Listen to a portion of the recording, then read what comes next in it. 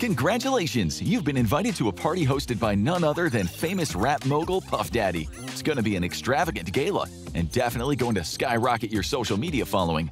But when you get there, it's just Diddy and a few of his close friends looking like plankton in his basement dungeon. And you're being told to take a bottle of lube to a private room to prepare yourself, all while Diddy licks his lips and looks at you, whispering to himself, "I was in one bedroom, dreaming of a million. Now I'm in beach houses, cream to the ceiling."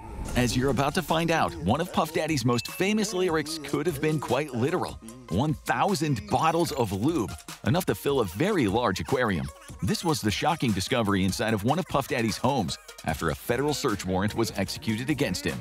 And all of that lube? Well, it was meant to be used by some of your favorite celebrities in what Diddy called freak-off parties. Try to picture 1,000 bottles of lubricant. Odds are you're not picturing enough. At 12 fluid ounces each, Diddy's freak-out lube stash would be almost enough to completely fill a 100-gallon fish tank. So why did Diddy need enough lube to create a slip-and-slide that could stretch across the entire length of a movie theater, from the lobby to the front screen? And we mean that literally. 1,000 12-ounce bottles equals about 93 gallons, which would let you cover a slip-and-slide 6 feet wide and around 630 feet long with 1 millimeter of personal lubricant, or a total surface area of almost 350 meters. At Diddy's movie theater, you could slide in the front door on a cushion of sex lube, whiz by the concession stand for your popcorn and soda, and then slide into your front row seats right by the big screen. And what's playing in Diddy's theater? Well, one of his personal home movies, but more on that soon. First, let's talk about enough lube to drown an elephant seal. Americans buy in bulk, as we know, and there's a Costco right down the street. These are actual statements from P. Diddy's lawyer in response to the discovery of 1,000 bottles of lubricant and baby oil at Diddy's home. While it is true that Americans enjoy bargain shopping from big box stores, most Americans also don't need enough lubricant to fully insert a Minuteman intercontinental ballistic missile into a missile silo that is a little nervous because this is their first time. The public discovery of Diddy's freak-off parties come alongside startling revelations from the numerous criminal cases against him. In 2023, Sean John Combs, aka P. Diddy, aka Diddy, aka Puff Daddy, aka Lube Daddy, aka P. Slip and Slide, aka Federal Defendant No. 1, saw his entire career unwind with allegations that he had abused and exploited former girlfriend Cassandra Ventura, also known as Cassie. He was 37 years old and she was just 19 when they first met, quickly making her financially and career dependent on him.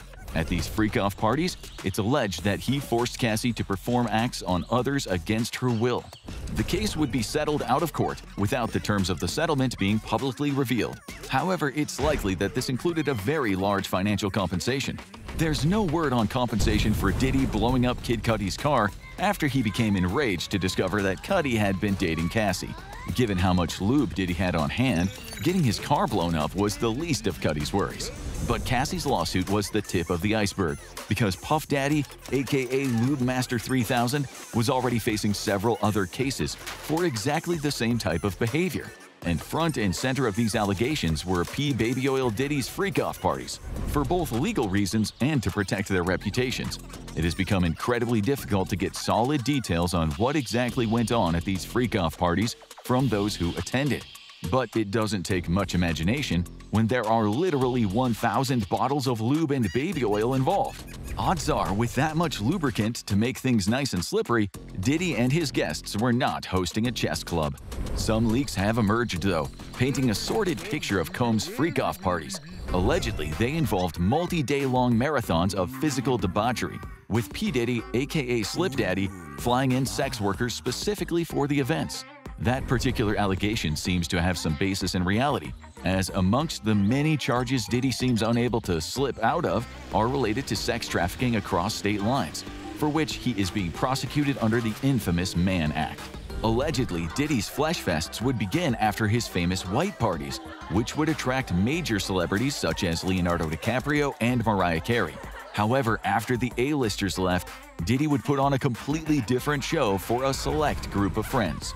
Michael Kaplan of the New York Post, who broke details on freak-offs, reported that Diddy would lure in women whom he was personally managing or had met at various adult clubs, along with sex workers. Using either drugs, money, or power over their career, Diddy forced the women to participate. Afterwards, to ensure their silence, he would use video footage taken at the events as blackmail leverage or simply threaten to ruin their career. But freak-offs had other surprises of their own. According to a well-placed drug dealer who was invited to one of these events, male rappers would engage in acts with each other as well, including some very high-profile and well-known talent whose names have not come to the spotlight yet.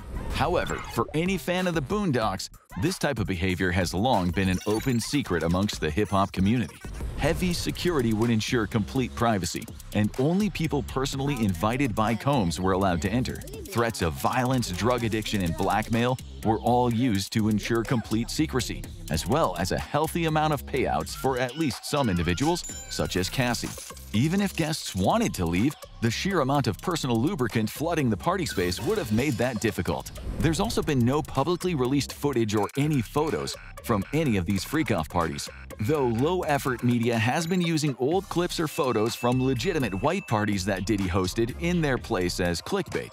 Allegations that celebrities like Kevin Hart, Leonardo DiCaprio, or Beyoncé attended these parties are unproven and rely entirely on photos and videos of them at known white parties. Combs is, at the time of writing, behind bars at the Metropolitan Detention Center after being labeled a flight risk. As federal raids against his U.S. homes were being carried out back in March, Diddy had taken his private plane to Antigua in the Caribbean. Thinking the situation over, he decided to return and was subsequently denied bail requests. Commenting on the discovery of 1,000 bottles of lubricant in one of his homes, Diddy, through his lawyer, wanted it to be clear that the presence of over 90 gallons of lube and baby oil was not, quote, as nefarious as it seemed. Because who doesn't have a commercial-sized aquarium's worth of personal lubricant for various needs in their home? Sean Slippery Combs is facing some serious jail time for the charges against him, even as the details of freak-off parties remain tightly under wraps by federal prosecutors. At a minimum, Combs faces 15 years in prison, though it's possible he could spend the rest of his life in prison if the federal sex trafficking charges are proven, along with a $250,000 fine. The real question is, how do federal authorities hope to keep a man behind bars who has spent so much of his life steeped in gallons and gallons of personal lubricant? Pizza party. When we were younger during our days as kids, we were always excited about Friday night. Why? Well, it was pizza night. Growing up, we didn't put much thought into the food we ate. Well, actually, we only put one thought into the food we ate: if we thought it would taste good. Luckily for us, during those years, our metabolism was firing at full capacity, and we weren't overly concerned with our body composition. However, those days are gone. We grew older, and the foods we ate started to have a larger effect on our bodies. Further, our health became more of a concern, and one of the first foods to be deemed to be unhealthy was our delicious pizza. However, is this blanket restriction warranted? Or can pizza actually be a muscle-building food? The truth is, it can be. What makes a pizza a muscle-building food largely depends on how it's made and what you put on it. This video is going to break down the pizza pie and how it can either add pounds of fat or pounds of lean muscle. Be sure to watch the whole video to learn how you can add this dish into your diet and see awesome results. Plus, we're going to tell you what we would order, or what we do order. Let's be honest, we don't need to give you the background on pizza. You know what it is, a mixture of dough, cheese, and meat. And for those who say it's unhealthy, it has vegetables too. Speaking of, why do people say that as if the vegetables on pizza don't count? They count. Pizza is one of the most common foods in the American diet. Research shows that on any given day, about 13% of the US population will eat pizza. Still, when you take out those persons under the age of 6, the population that's aged 6 or older reaches a crazy 22%. That means about 1 out of every 4 people eat pizza on any given day. Now, we haven't done any specific research on this, but we're willing to bet that a decent amount of these people are also going to the gym. Are these gym goers who chow down on this Italian cuisine sabotaging their muscle-building potential? At its core, pizza is just bread, tomato-based sauce, cheese, meat, and vegetables. Lay out these ingredients, and you can see that there's no reason for pizza to be excessively unhealthy. In fact, you could manipulate these ingredients to make a reasonably healthy meal, even a meal that's perfect for building muscle. So let's take a bit of a better look at the actual ingredients of a pizza to see how you could alter them to build an anabolic pizza. The base of the pizza is its crust. Originally made with a wheat-based flour, depending on the person or restaurant, an array of flour could be used. For example, some common flours are all-purpose flour, bread flour, and pizza flour. Lately, you can even have the choice to pick out pizza with cauliflower crust. Each specific flour has its own unique nutritional breakdown as well. We're not going to go into detail on these yet, though. We'll break these down later after we talk about what macros you need to build muscle. But know that we do have two choices that are most ideal for building muscle. On top of the crust, you then have a sauce as the first layer, usually tomato-based, which was the original sauce used. As the dish grew and expanded, other sauces began to be used, with some of the more common alternative sauces being a simple butter-garlic base, Alfredo or pesto sauce. Next up, cheese. The original cheese on pizza and most common is mozzarella. And similar to the sauce, there are plenty of other options. Cheddar, Gouda, provolone, Parmesan. The list is endless. Well, not endless, but it's really long. If you can't decide on one, you can use a couple. But know this, there is one that is ideal for building muscle, and we'll tell you which one it is in a bit. You could call it a meal right there. A simple slice of cheese pizza is a classic meal, and for many people, it's all they want. While this does have potential to build muscle, the only way to maximize your pizza is with toppings. Whether you pick just 1 or 10, the toppings you choose to put on your pizza can have a huge effect on its ability to grow muscle. Will it become anabolic? Well, you're going to have two choices, meat and vegetables, and you'll need to choose wisely. What should you choose? We'll show you the best toppings to put on your pizza in a little bit. For now, keep in mind that these are the basic ingredients, and the actual content of a pizza can vary greatly depending on where you're buying. Are you eating at a restaurant, or are you buying frozen pizza? Or are you going to make your own? Well, if you're going to buy from a basic fast food chain, these are likely going to be the most unhealthy. Many of these chains use added sugar to add taste to the sauce or crust. In addition, they tend to use unhealthy oils and more sodium. Just think about these places as you're going to McDonald's for a hamburger. Don't expect them to have health as a priority. Apart from chain restaurants, you can also have your local restaurants. Obviously, these are all going to vary widely. However, there may be a better chance at getting a pizza made with fresh, healthy ingredients. Another option we have today are frozen pizzas, and a lot of people love them. Frozen pizza is a $5 billion industry and is growing. These vary widely, but any frozen food is obviously going to be using a ton of preservatives. They tend to have more added sugar and salt than normal, and when you're picking one or the other, it's usually the lesser of two evils. Another way you can eat a pizza, and the healthiest, is by making your own. This will obviously take time, but you have 100% control over every single ingredient. If you are concerned about what you eat, this is the only way to be certain about what you eat. So now we know the basics of what makes a pizza and where you can buy them. But let's put them on the back burner for a minute, pun intended, and go through what nutrients you need to build muscle. The first and most important nutrient you need is going to be protein. Protein contains the actual building blocks of muscle, amino acids. When a food containing protein is consumed, the protein will be broken down so that the amino acids will be set free to carry out their individual function. For example, leucine will actually trigger mTOR, which stimulates muscle protein synthesis. While you don't need to know the function of every amino acid for the purposes of this video, just know they are crucial for muscle growth. You also need to realize one more important variable of protein, the source. While we use the word protein to describe the nutrient, not all protein is created equal. This is similar to how not all carbs are equal, or not types of fat are equal. When it comes to protein, there are two main categories: animal protein and plant protein. Remember we just spoke about amino acids? Well, there are 20 different amino acids that make up protein. However, depending on the source, the protein will have varying amounts of the individual amino acids. The problem is that for a protein to maximize muscle protein synthesis, it needs a certain amount of every amino acid, and this is where major differences occur. When a protein has a sufficient amount of all amino acids, it's called a complete protein. All animal protein classifies as a complete protein.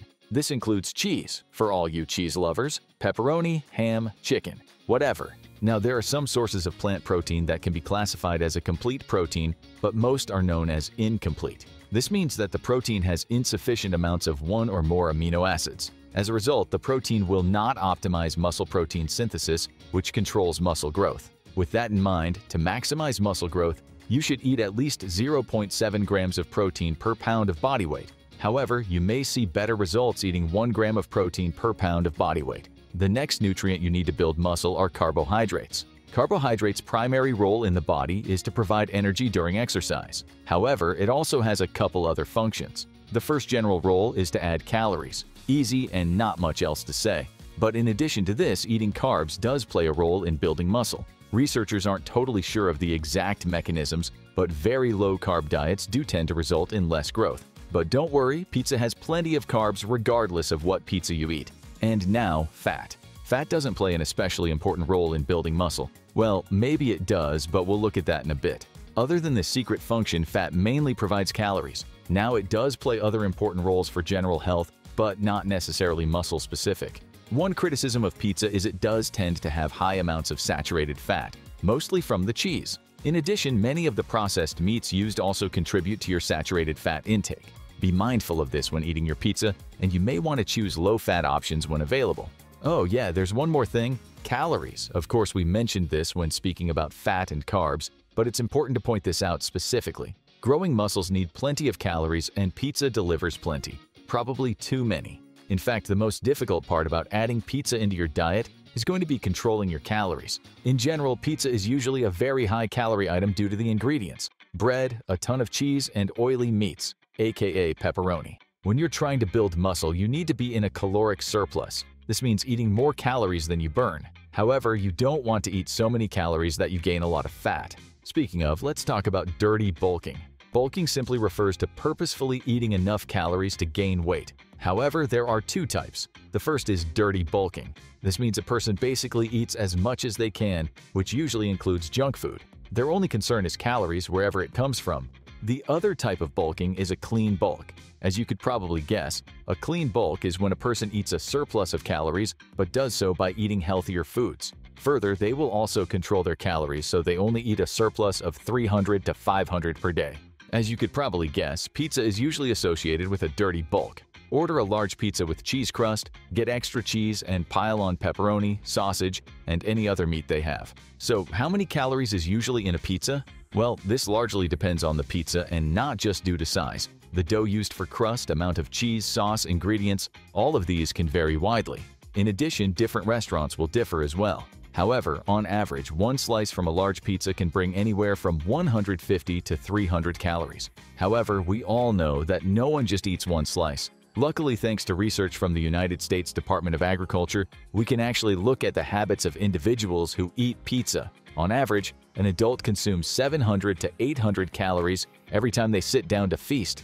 We now know what we need for muscle growth: a lot of protein, carbs, maybe some fat and calories. Let's see how we could best manipulate the ingredients to build the most awesome muscle-building pizza you can get. So let's start with the crust. The crust of your pizza can make or break your pizza in taste. However, it also accounts for a huge percentage of the calories, which can put you in a bit of a dilemma. When it comes to your traditional crust, there isn't going to be a whole lot of difference depending on your actual calories. All-purpose flour, pizza flour, whole grain flour. Their nutritional content is going to be relatively the same.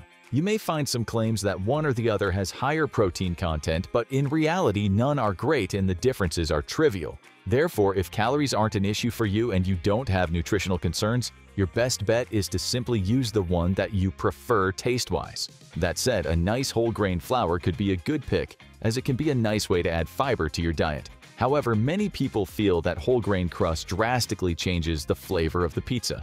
Apart from the flour used, there's another easy, awesome hack you can use to instantly cut out calories. Rather than ordering hand-tossed or a traditional type crust, go for the thin crust.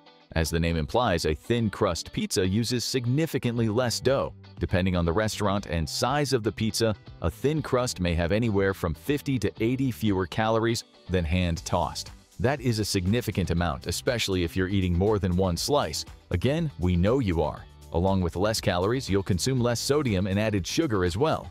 But still, there's another choice: cauliflower crust. Cauliflower crust is made out of, yep, you guessed it, cauliflower. As such, it's going to have less carbs and overall calories than other dough pizzas. Further, cauliflower crust actually has more protein than others.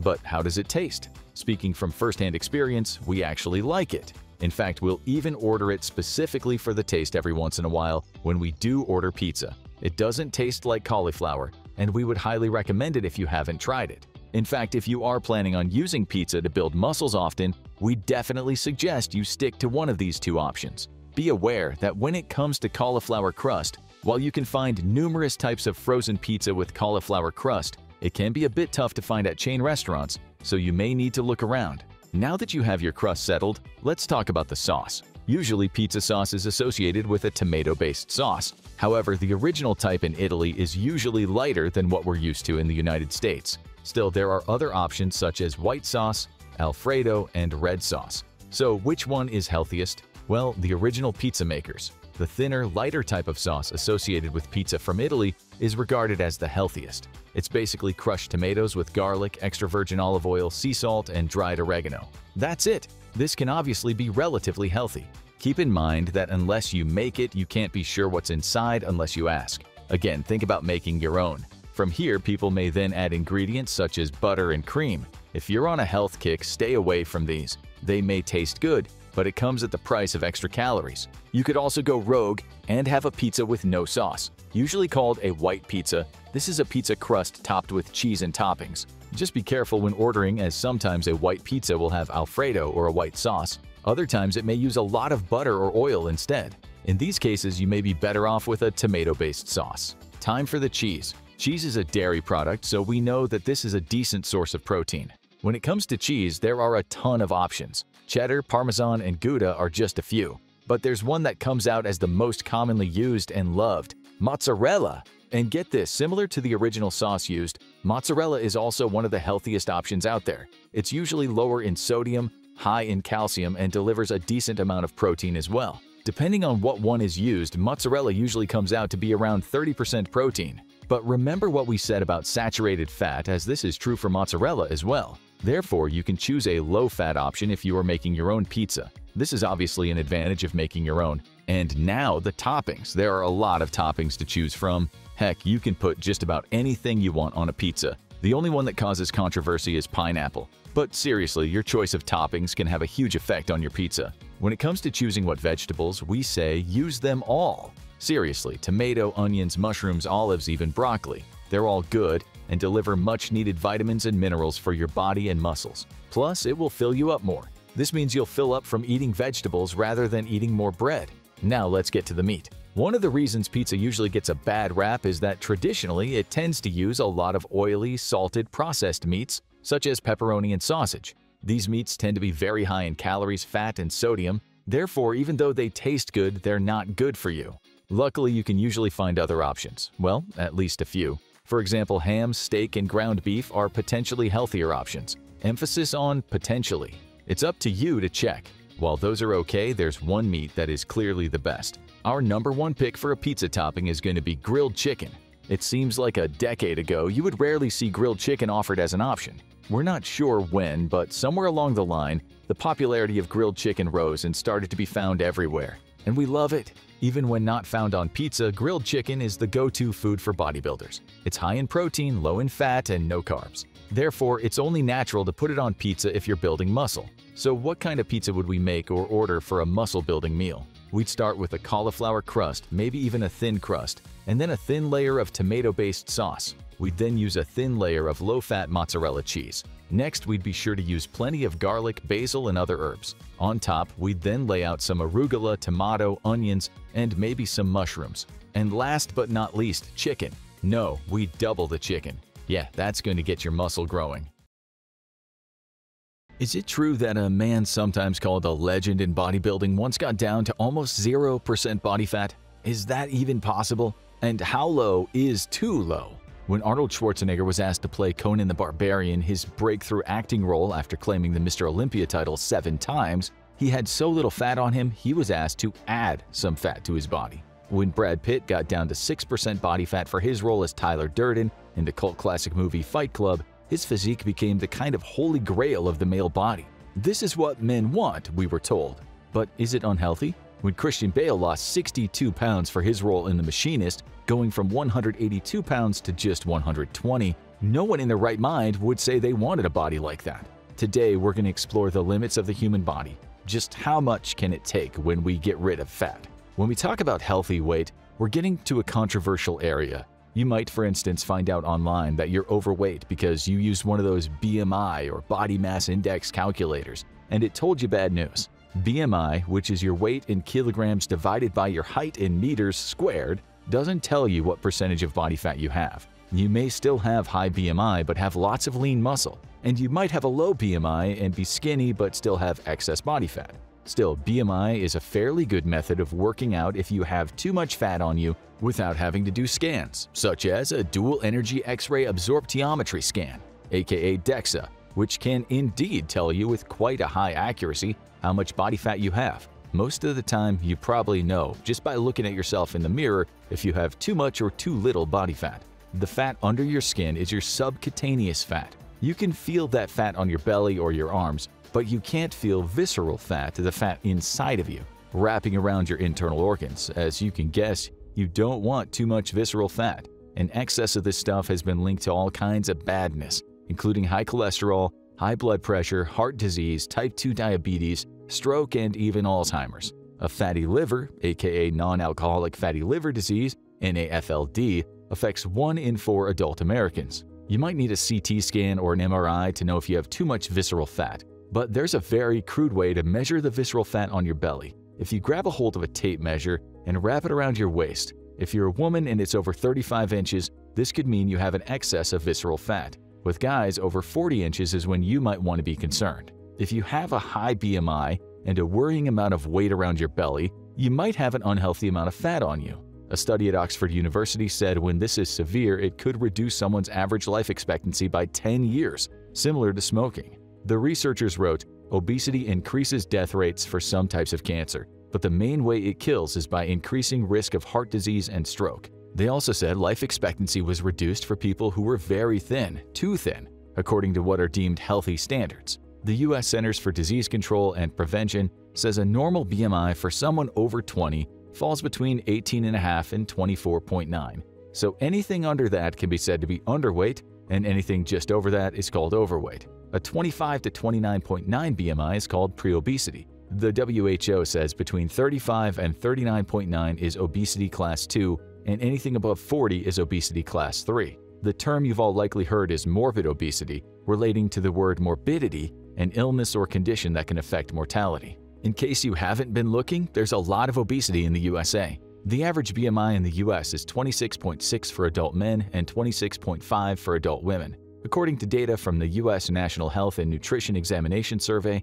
almost 1 in 3 adults, 30.7%, are overweight. Over 2 in 5 adults, 42.4%, have obesity, and about 1 in 11 adults, 9.2%, have severe obesity. For young people in the U.S. aged 2 to 19, about 1 in 6 are overweight, and 1 in 5 are obese. 1 in 16 are severely obese. The U.S. and the U.K. are said to have the highest levels of obesity in the highly developed world, but they aren't the most obese countries in the entire world. Nations such as Nauru, 61% obesity, Cook Islands, 55.9%, and Palau at 55.3% beat the US and the UK hands down.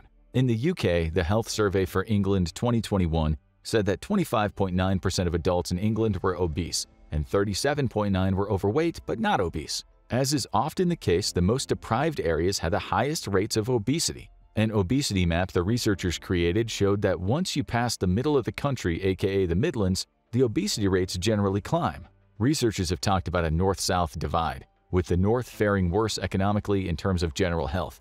The obesity map is a startling example of this. The states in the U.S. with the highest rates of obesity are West Virginia, 40.6%, Kentucky, 40.3%, Alabama, 39.9%, Oklahoma, 39.4%, and Mississippi at 39.1%. There seems to be some correlation between poverty and obesity here too, with the U.S. Census Bureau saying the states with the highest levels of poverty are Mississippi, Louisiana, New Mexico, West Virginia, and Kentucky. Worldwide obesity is said to have more than doubled since 1980. You can read any manner of reports stating that obesity is a much bigger problem than hunger in most countries in the world today. Only about 13% of Americans were obese in 1960. Things remain around that level until 1980. In terms of statistical graphs, this is about the time we can say, Houston, we have liftoff. The obesity rate has skyrocketed since. Talking about Houston, in 2012 and 2013, it used to be called America's fattest city. It's not anymore. A recent study revealed the top 5 cities were McAllen, Edinburgh, Mission, Texas, Shreveport, Bossier City, Louisiana, Memphis, Tennessee, Jackson, Mississippi, and Mobile, Alabama. The obesity rate in McAllen, Edinburgh, Mission is said to be 44.9%. Now, there are many reasons why the world is experiencing an obesity crisis, with one of the leading reasons being a diet of ultra-processed foods packed with sugar. This diet has been exported all over the world. Items that come in colorful packages, often attractively marketed on TV, and, most importantly, cheap. Many health experts now say we humans spent too many years demonizing fat when we should have been demonizing high-sugar, ultra-processed food. Recent studies say these foods now make up 73% of the American diet and 56.8% of the British diet. Astonishingly, the British Nutrition Foundation said its survey revealed that 70% of Brits interviewed had not heard of the term ultra-processed food. We thought that was strange until we found a 2022 survey by the International Food Information Council that said 76% of Americans are unfamiliar with what qualifies as an ultra-processed food. For many Americans and people from other countries for that matter, they might wonder why they're not losing weight. In 2018, the CDC reported that 54% of Americans did what the US government advised them to do and get in 150 minutes a week of moderate intensity workouts. That might just entail going for walks. Many other people are recording how many steps they walk. The problem is that you might burn only 200 to 350 calories going for an hour's walk. It might be more depending on your weight and how hard the walk is, but for most people it'll be in that range. A small Domino's pizza, which anyone could manage, is around 1,200 calories. A large pizza might contain between 2,000 to 3,000 calories depending on the crust, what's on it, and the amount of cheese. A bowl of sugary cereal with milk might be in the region of 500 calories. Someone then might have a couple Oreo cookies, 110 calories, maybe a can of Coke, 139 calories, and a bag of chips, 240 calories, and then maybe for dinner they have something like Cheesecake Factory's pasta napolitana, coming in at 2,310 calories. They could have the Sonic Pineapple Upside Down Master Blast Shake for dessert, which is another 2,020 calories. That sounds like a lot, but it isn't really, not for the average American, who consumes 3,600 calories a day. Okay, so this is why more and more people over the last 40 years have become obese. The change in diet is the major factor, as might more sedentary lifestyles, but the diet is the main thing. You might now be wondering how to lose the extra weight. Many people these days go without food for a period of anything from 8 hours to an entire day, something called intermittent fasting, which can be very good for you when done right. Back when we were hunter-gatherers, we didn't have a can of Pringles in the pantry, 900 calories a can, to snack on between the bowl of berries we had in the morning. Intermittent fasting is nothing new. We did it for millions and millions of years. When you fast, your body uses up your stored fats for energy. Research shows that 16-8 fasting, meaning eating for 8 hours and fasting for 16, can help with weight loss. But fasting gets dangerous when we do it for too long. To give you an extreme example, in 2023 a pastor in Mozambique died when he tried to replicate Jesus Christ's 40-day fast. The BBC wrote, after 25 days without food or water, he had lost weight to the point where he could not stand up. He was age 39. We doubt he went 25 days without water. Humans generally get very deathly or dead after 3 days without water. Even so, the Guinness World Record says the longest amount of time a human has survived without food and water is 18 days. That was in 1979, when an Austrian teenager named Andreas Mihavich was put in a holding cell and forgotten. As police ignored his mother's pleas on the telephone and he screamed and screamed, he wasted away, although he managed to get some amount of condensed water from the walls. How long we can go without food depends on many things, mostly on how healthy we are and how much fat we have. It's generally thought that people become very weak anywhere from 30 to 50 days, and most will die anywhere from 43 to 70 days. There is the case of the Scottish man Angus Barbery, who in 1965, when he was 27 years old, started a fast that lasted for 1 year and 17 days. He was 456 pounds, and during his fast he lost 275.5 pounds. His goal was to get to 180 pounds, so the man did well. Still, you should never ever try anything like that. He did this under the supervision of the University Department of Medicine at the Royal Infirmary of Dundee. What's also very important is the fact that he was given vitamins, electrolytes, and yeast for all of his essential amino acids. He also got tea and coffee, lots of water, and every now and again he might have gotten the odd spoonful of sugar in his drink. Throughout all of this, he was constantly being monitored. He maintained his low weight for the next 20-odd years, but he did die young, aged 51 in 1990. We can't find a cause of death, but it's been speculated that his super long fast might have harmed his body. As you'll see in the show, it's often the case. If you're obese, you could likely live longer than a skinny person if you both went without food but still got water. Those fat reserves would help you in times of need. Nonetheless, people with plenty of fat reserves could still starve to death with much of those reserves left. You'll need the essential vitamins to metabolize your fat stores. You need nutrients and salts. Thin people will generally start to feel really bad health effects of starvation when they've lost about 18% of their body weight. But much bigger people will also feel such negative effects when they still have fat left but have lost around 20% of their body weight. If you were to lose a third of your body weight in a short amount of time, you would be taking a very big risk. So yes, you can die from starvation even if you have plenty of flab on you just because your body needs those nutrients to keep on going. It doesn't matter where you start in terms of your weight. If you give your body nothing, within 8 to 12 weeks you'll probably bite the dust. There might be exceptional cases, but this is how it usually goes down.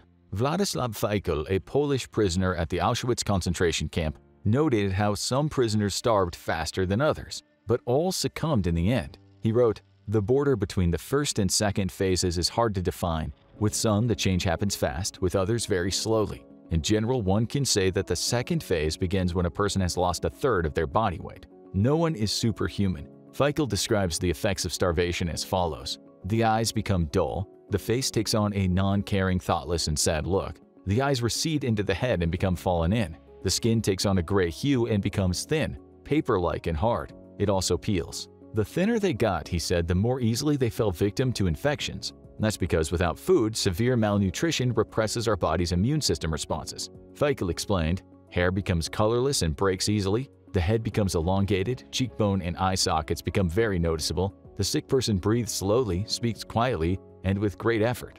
Okay, but what about people who actually want very low body fat rather than victims of horrific human rights abuses? Is it okay to do that sensibly? The American Journal of Clinical Nutrition says a healthy body fat percentage for a man aged 20 to 39 is about 8 to 19%.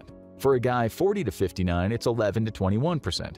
And for a guy aged 60 to 79, it's 12 to 24%. And in case you're wondering about these age differences, a paper in the National Institutes of Health explained, muscle mass decreases approximately 3 to 8% per decade after the age of 30, and this rate of decline is even higher after the age of 60. Women can have more body fat and be in the healthy bracket since their bodies need more fat due to childbirth. They also burn energy slower after eating due to their higher estrogen levels. For the females of the species, the 20 to 39 age group should have about 21 to 32% body fat. For women aged 40 to 59, the healthy level is 23 to 33, and for 60 to 79, it's 24 to 35% body fat. It's generally thought the average in the US regarding body fat is 28% for men and 40% for women, although most studies on weight in the US use BMI, not body fat levels. Whatever the measurement, it seems in general there's too much body fat around for most of us to enjoy a long life with good health. You might well be under the average and say, hey,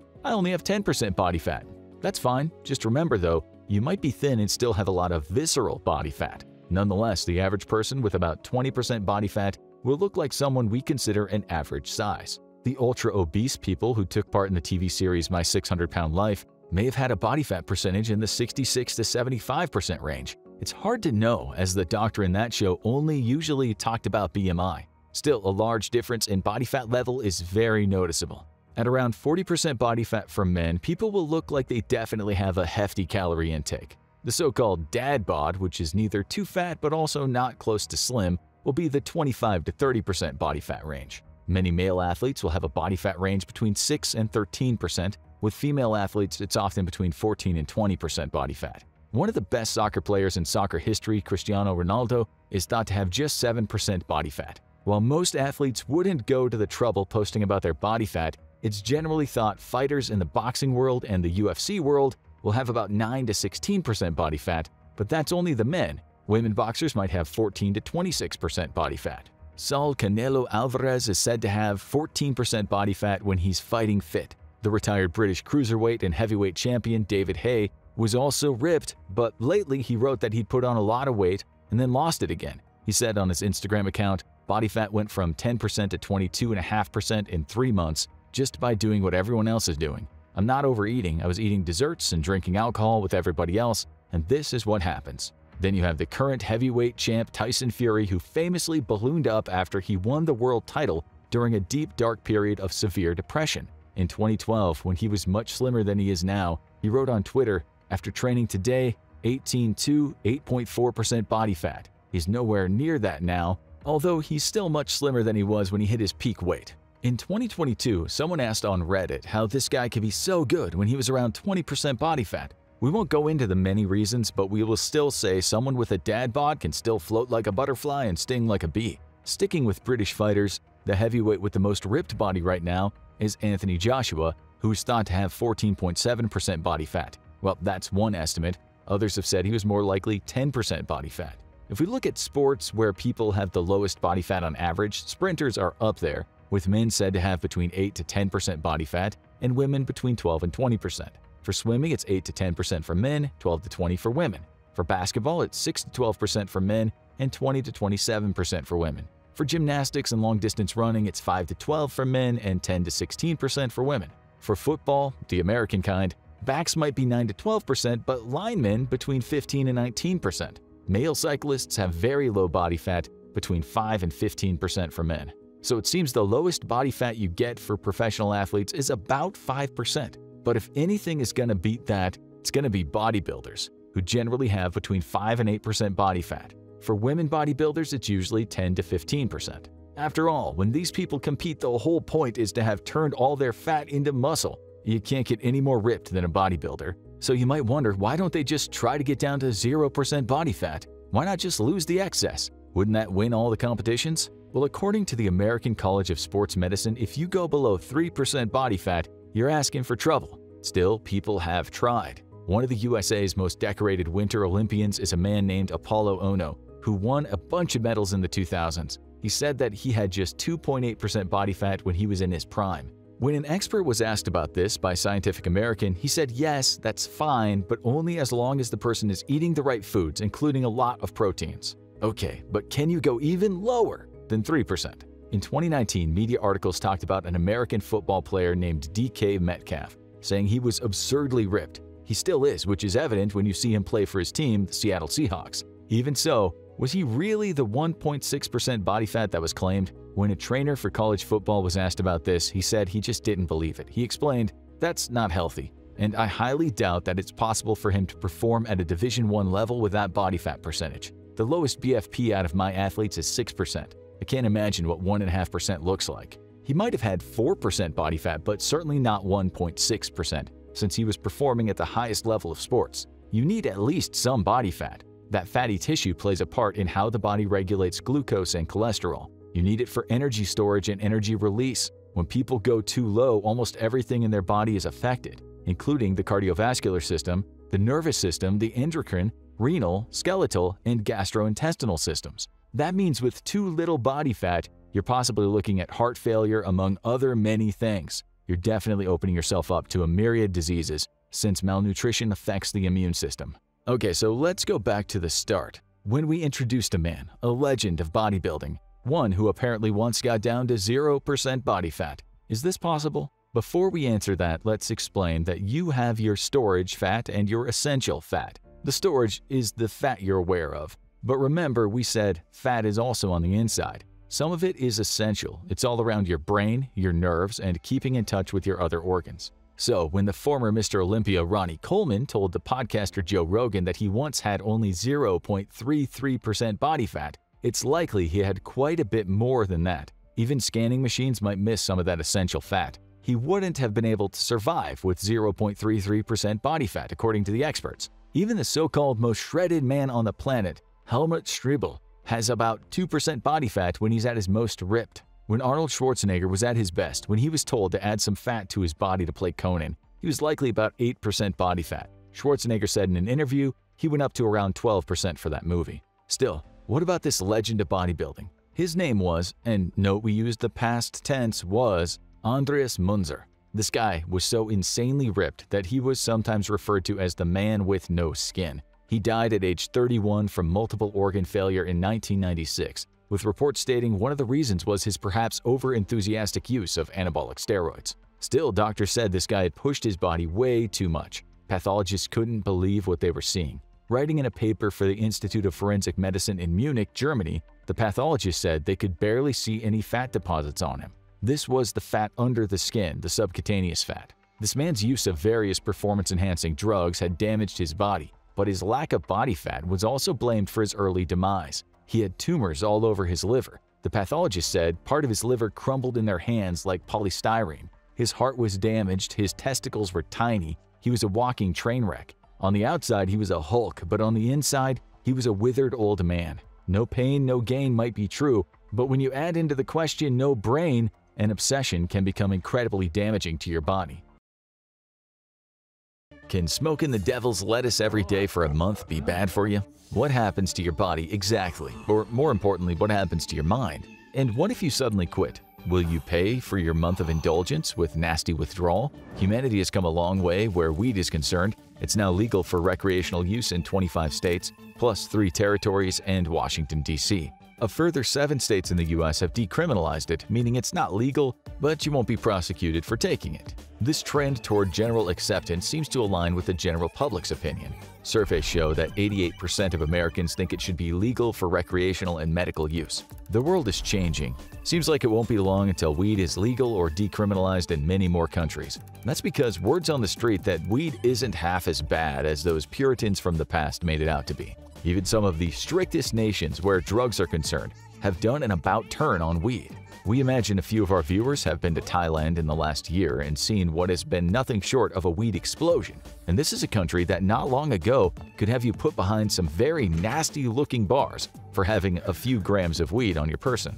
Entire streets these days in the tourist areas look like a fantasy dream of deceased Bob Marley. Weed shops are everywhere. Feels like walking through a weed wonderland. The BBC called it just that, interviewing a guy who said the country is now Amsterdam on steroids, but despite it being a veritable cash cow, there have been people, including doctors, calling for a re-ban. The government doesn't look like it'll change its stance. Surely, if this is happening in conservative Thailand, weed can't be that bad for you. That's what we'll try to figure out in this video.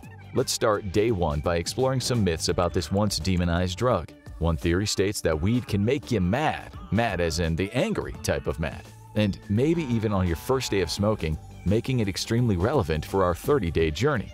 There have already been news articles in Thailand saying someone viciously attacked someone else and the now legal weed was blamed. Some of those stories reminded people of long-gone era where misinformation about drugs came out of almost every politician's mouth. In the past, we humans absolutely got weed, aka ganja, pot, grass, herb, all wrong. You only need to look at anti-weed propaganda films like 1937's Reefer Madness, which told us that weed had its roots in hell, and if it doesn't turn you into a killer or compel you to sleep with the first person you see walking down the street, it'll render you in a state of hopeless insanity. Here's a line from a doctor in the movie explaining what happened to some kid who got himself addicted to weed. "Yes, I remember, just a young boy under the influence of the drug. He killed his entire family with an axe." This line is the definition of nonsense. You don't even need the numerous scientific studies to tell you weed doesn't usually make people violent. Unlike the very legal alcohol. As the American comedian Bill Hicks once joked, pot is a better drug than alcohol, I'll prove it to you. You're at a ball game or a concert and someone's really violent and aggressive and obnoxious. Are they drunk or are they smoking pot? That's hardly scientific, it's just an observation, but the people of the world would very likely agree the answer is without a doubt alcohol. With weed, there have been some studies that have suggested it could cause antisocial behavior. One such study published by the National Institutes of Health told us a meta-analysis found the risk of perpetrating violence was more than twice as high for young adults who used marijuana. Another piece of nonsense we like is when President Ronald Reagan during his war on drugs days said, "I now have absolute proof that smoking even one marijuana cigarette is equal in brain damage to being on Bikini Island during an H-bomb blast." He was speaking absolute balderdash, but that doesn't mean weed is completely safe where the well-being of your body or your mind is concerned. No drugs are 100% safe. Before we get into the effects of weed smoking after day 1, there's something we need to tell you about weed in general.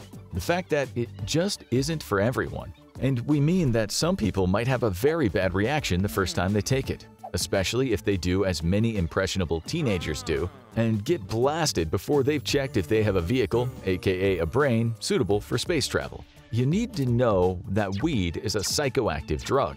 It affects your nervous system. It can alter how you think, what you see, and what you hear. It gets you high. How high is up to your tolerance, if you have a tolerance, and your unique body, and of course what kind of weed you've been smoking. It's well known that weed today is often about 10 times stronger than weed from half a century ago. Some people seem very sensitive to weed, and being high can almost be like tripping on psychedelics. Not always very pleasant, yet others might feel a sense of well-being, but not be all that out there. We all react differently. Start slow is our advice. There are 483 known compounds in weed, but the ones most talked about are tetrahydrocannabinol, or THC, the one that's mainly responsible for the high, and cannabidiol, CBD, the one that's presently being sold as a possible antidote to anxiety and depression or a cure for pain and various diseases. We'll get back to that topic soon. Weed might not be for you at all, and we mean for some people, they're just too big of a risk. There is evidence that it can cause psychotic experiences, especially if you've had them before or they run in your family. It's rare, but be aware. There are plenty of scientific papers that tell us cannabis is a known risk factor for schizophrenia. Still, according to one such paper published by the National Institutes of Health, biological events and a valid model of neurobiological mechanisms are lacking. That means they weren't able to figure out what was going on in the brain when something went wrong.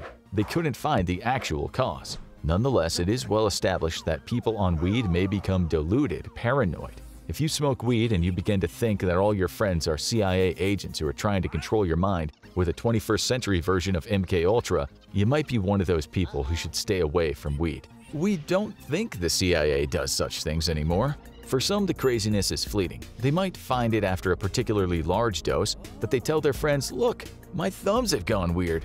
My heart is beating like a bleeped-up clock." That's from an old cult classic comedy movie with some really funny weed parts. It's a film, but the writer obviously had experience with the drug in question. Put your hand up if you've ever sneakily felt your heartbeat on weed because you imagine something ain't right. It can cause anxiety, and with some people, severe anxiety, leading to outlandish thoughts about something that's gone wrong with their body. Again, we know some of you are now nodding your head. Studies have shown long-term use of weed may increase the risk of heart issues, but it doesn't cause your heart to beat fast enough that it fails after just one smoke. That's the anxiety talking. Others say weed makes them feel disconnected from themselves, disassociative. They may hallucinate or just have some really disturbing, otherworldly thoughts. And we're not trying to scare you, but this stuff you ought to know. It's hard to understand how many people in a population will have a negative weed experience. In a Danish study consisting of thousands of people, the researchers said 30% of participants who'd had a psychotic experience in their lives would likely not have had one had they not ever ingested weed. Still, many people will not have such negative psychological reactions, especially when they take it in small amounts. Millions will consume it every day and they're A-OK. A World Drug Report in 2013 said 180 million people had tried weed in the last year. It's thought that there are about 219 million weed smokers on the planet right now. The CDC says about 11.5% of Americans smoke it or did so in 2021. In England and Wales, a study said 13.5% of 16 to 24-year-olds had it in the past year. 40% of those people said they'd used it at least once a month. Most of them would have been fine, but some of them would have had negative experiences. Another study we found said people who smoke weed are 3 times more likely to believe people will harm them than people who don't smoke weed. Then there was that study that tested people with an intravenous 1.5 milligram dose of either THC or a placebo, meaning nothing. The researchers found that the weed consumers were 30% more likely to have some amount of paranoia. Other negative experiences included lowered mood, worry, anxiety, and negative thoughts about themselves. So with all that in mind, you should start slowly with weed and see how it goes. Let's say you like it and you want to smoke it again. Day 1 of weed is over, it's now day 2.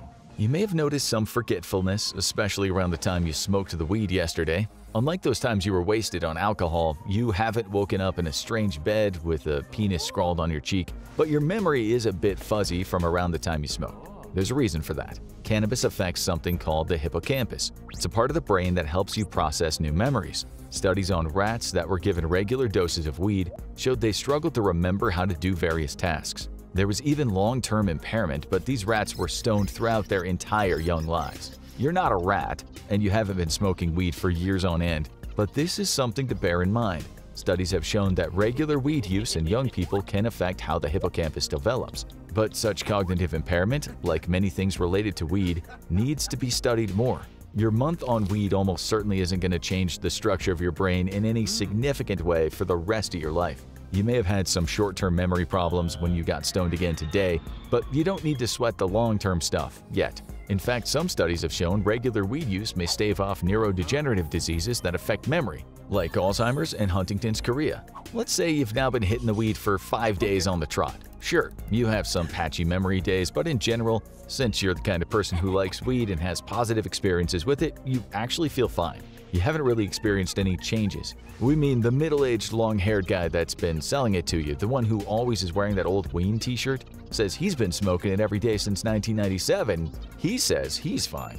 Well, he does seem to have some motivation issues. Many people do, which is why Afro Man wrote the song lyrics, "I was gonna clean my room until I got high. I was gonna get up and find the broom, but then I got high. My room is still messed up, and I know why." Again, that's not scientific, but many people have said such things. We'll come back to that topic of motivation soon. Another thing you noticed is you put on a few pounds. As the rapper Master P said in the song, "You the captain, I'm the crunch, you got that dinner, I got the lunch. Hit the weed, pass the blunt, your eyes red, and you got the munchies." A paper in the journal Nature, again based on stoned rodents, said the THC in weed can cause changes in the brain's hypothalamus, tricking the rat into thinking it's hungry.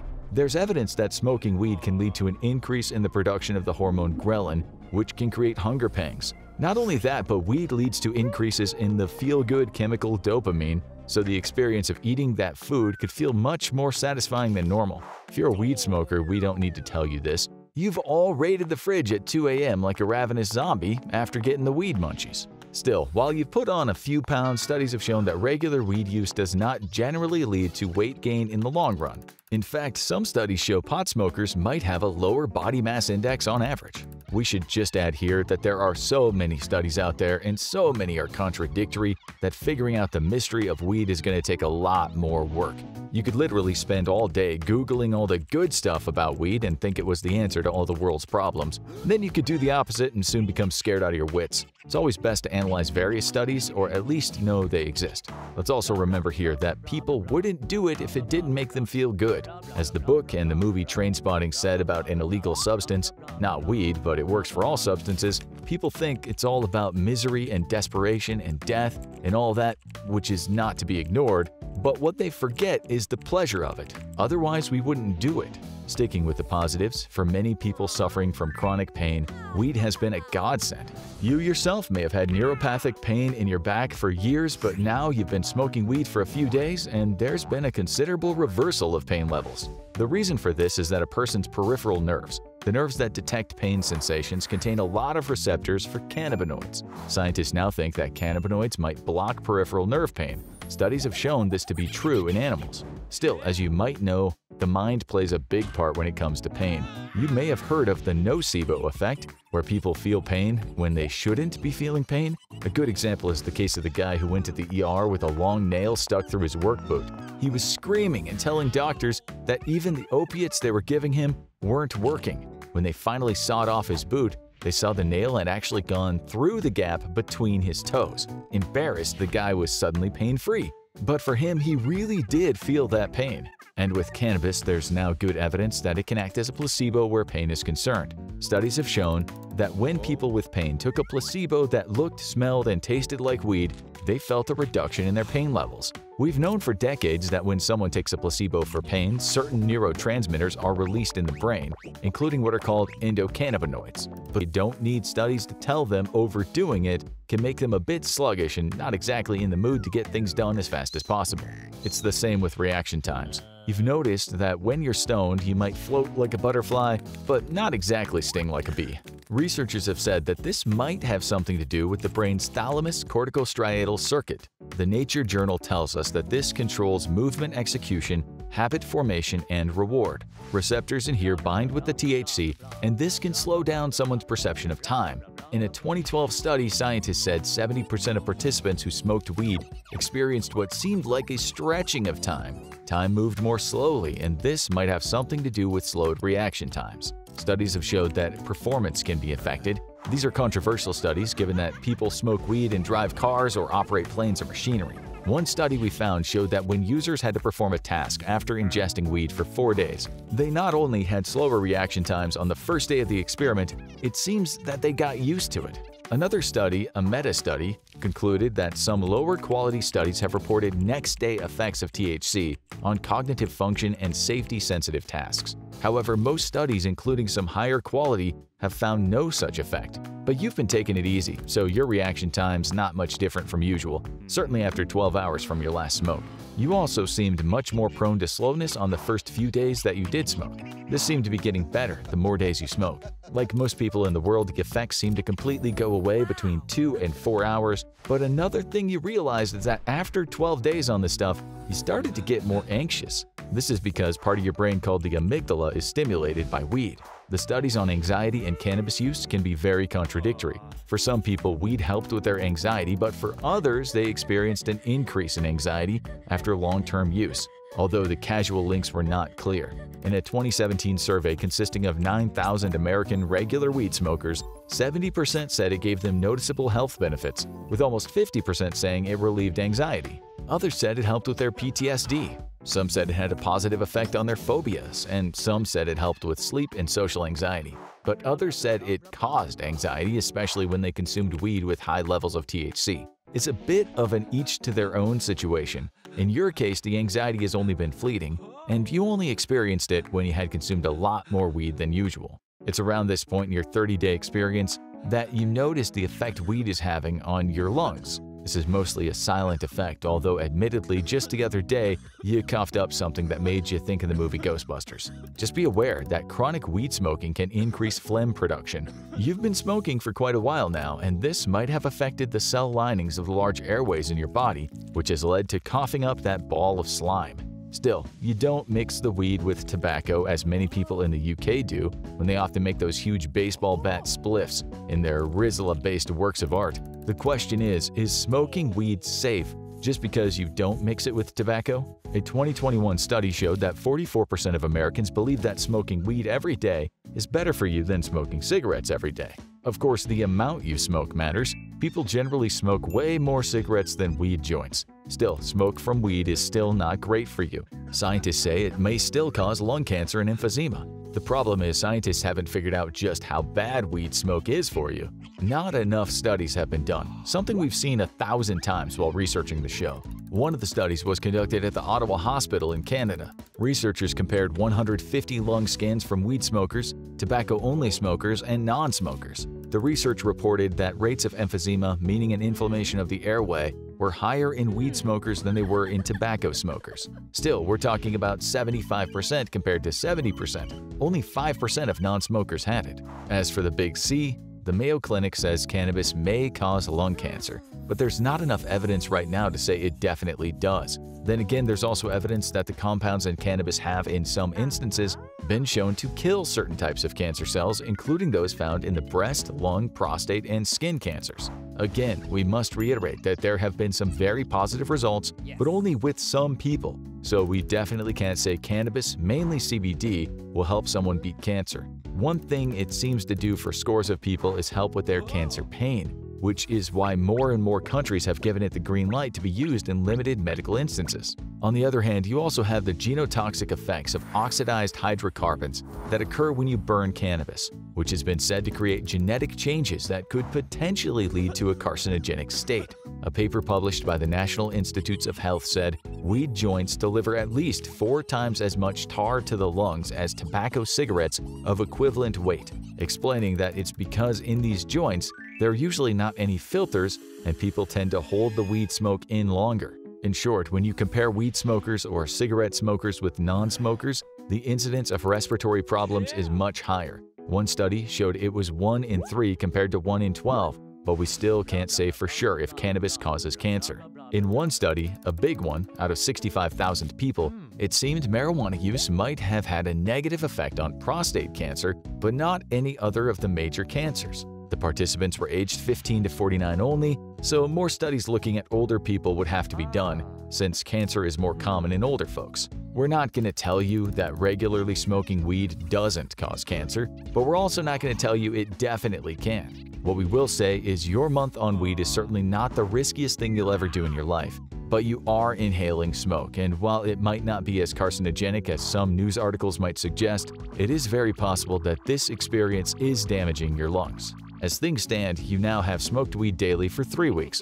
We don't think there'll be any substantial damage. If you smoked joints every day for years, well, your lungs will suffer. Just how much? We can't say. It gets even more confusing when you read about vaping weed. Vaporizer devices activate cannabinoids, but they don't heat the goodness to the point of combustion. You might read this and think, well, that's great, vape it is then.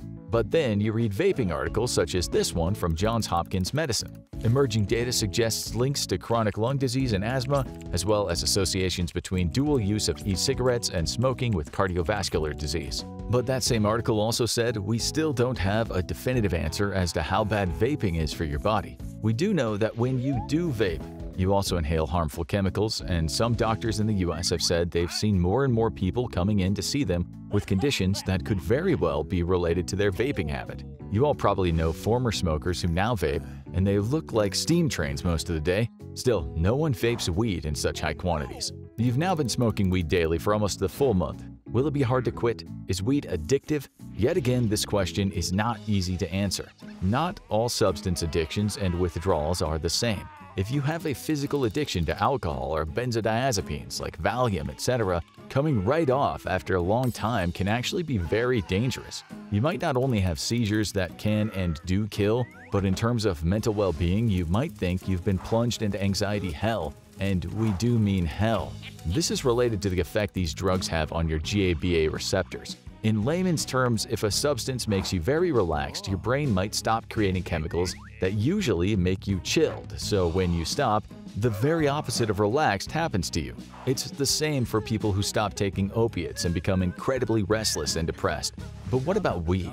Does that kick the poop out of you when your body no longer has it? Actually, with cannabis withdrawal, you're definitely not going to experience anything like we just mentioned, but there is something called marijuana use disorder. People have been known to become dependent on weed. Their body craves the psychological changes that weed's been giving to them. They can develop a tolerance, so they need more and more. Still, it's said only 10 to 20% of daily weed users will develop dependence. There will be some mild withdrawal symptoms when they stop, maybe lasting about 2 weeks. These might include cravings, irritability, decreased appetite, mood and sleep difficulties, restlessness, and other kinds of physical discomfort. A paper in the National Institutes of Drug Abuse in the U.S. stated, in 2015, about 4 million people in the United States met the diagnostic criteria for a marijuana use disorder. 138,000 voluntarily sought treatment for their marijuana use. With any psychoactive substance, there's no clear line you can cross as to how long and how much you can actually consume before developing dependency. Everyone is different. There are cases of people smoking weed for years and having zero problem stopping, or maybe just mild issues. Then you have people who smoked for shorter periods who feel pretty bad after stopping. But on the whole, in terms of withdrawal symptoms, weed is far, far less dangerous than many substances we use to change the way we feel. Weed withdrawal is a gazillion times safer than if you were a regular consumer of things like Xanax, Percocet, or Johnny Walker. Still, you should be aware that becoming dependent on weed is possible. Studies showed that this is a disproportionately bigger problem for younger people. Okay, so your month is up. And to be honest, since you've taken your weed sensibly, you feel fine. You are aware of all the psychological dangers some people face with weed consumption, but it seems that for now you're not one of those people who react badly to it. That said, if you keep this up, there's a very real possibility you'll damage your lungs, and there's also a real possibility you'll develop a dependence. Still, since you feel better, you're sleeping well, you have less social anxiety, and your work hasn't been negatively affected, you think you'll carry on. Although just to be safe, you're going to limit your smoking to small doses just a few times a week. Many people don't even know why they smoke weed. They might tell you, the reasons? There are no reasons. Who needs reasons when you've got weed? One person interviewed in The Guardian felt that way for 40+ years. She got to the point that she didn't even know if she enjoyed it anymore. She said in an interview, "I smoked to go to work, smoked to do the washing up, smoked for chill time." In the end, she said her lungs started to hurt and her gums regularly bled. She didn't know why she wanted it, but she craved it when she didn't have it. One day she realized she'd gone 2 days without weed and then just thought, okay, enough's enough. She craved it for sure, but with the help of meetings and counseling, she stopped completely. And guess what? She started dreaming again. That's something you noticed when you smoked for a month. You didn't dream. Many people don't regularly smoke weed because it interrupts the amount of time people spend in rapid eye movement or REM sleep, the time when most people dream. Dreaming was one of the big changes for her, but everyone is different where cannabis withdrawal is concerned. These are some comments made by people who quit after many years of daily smoking. "I just quit after 10 years as well. Just cold turkeyed it, no withdrawal symptoms. The withdrawals have not been fun. I've lost 4 pounds in 2 days because it's really hard to eat. Mentally, I feel really clear and happy. My boyfriend stopped smoking weed like 2-3 months ago, and I'm noticing that his behavior is different. He's more angry and not as sweet as he used to be. And this one. I quit after about 6 years of smoking every day. It made me anxious and awkward in social situations. I would overanalyze things and think really weird or delusional thoughts. Forget about talking to girls, I couldn't handle it. Since I quit, all these things went away. As it said on the walls of the Temple of Apollo in ancient Greece, know thyself. With weed, you have to educate yourself and assess if it's good for your mental health while adding up the pros and cons as to how it'll affect your body and life in general. If you absolutely want to experience weed, we suggest wading in slowly rather than diving straight into the deep. It can be a mysterious ocean out there, and you never know what you might find. As we've told you many times today, scientists haven't yet plumbed the depths of all of Mary Jane, not entirely. Picture this. You're out enjoying a sunny day at the park, sitting in a quiet cafe, or perhaps you're deep in concentration at work. Everything seems calm, under control. But then, without a warning, your stomach gives out a menacing growl. Panic sets in. You need to find the bathroom, and fast. It's a scenario that can disrupt the best of days, turning ordinary moments into a race against time. But what triggers these unexpected urgent bathroom trips? Is it something you ate? A hidden health issue? Or maybe just stress rearing its ugly head? Our bodies are complex systems, and sometimes they react in ways that catch us off guard. From the foods we love to the stress we endure, numerous factors can send us scurrying for the nearest restroom. In today's episode, we'll explore these triggers in depth. We'll hear stories from people just like you and me who faced these urgent moments. Their experiences are diverse, but the quest for answers is something we all share. So buckle up as we embark on this journey to unravel the mystery behind emergency poops. Let's meet the first character in today's cast. This is Amy. She loves trying out new recipes. Last night, she experimented with seafood. Unfortunately, the shrimp she used weren't as fresh as she thought. This morning, she's racing to the bathroom every hour. That's food poisoning for you. When harmful bacteria in food wage war on your digestive system, your body's defense is a quick exit strategy. Shortly after her seafood experiment, she felt the first rumblings of discomfort. It wasn't just a regular upset stomach. It was the onset of food poisoning. According to the CDC, 1 in 6 Americans get sick from contaminated foods or beverages each year. That's a staggering 48 million people, with seafood often being a common culprit. Amy, like many others, underestimated the risk of using ingredients that weren't as fresh as they should be. What Amy experienced was likely caused by bacteria such as Salmonella or E. coli, notorious for lurking in improperly handled or stored food. These bacteria are like unwanted guests at a party, wreaking havoc in your digestive system. Symptoms can range from mild to severe, including stomach cramps, diarrhea, and vomiting.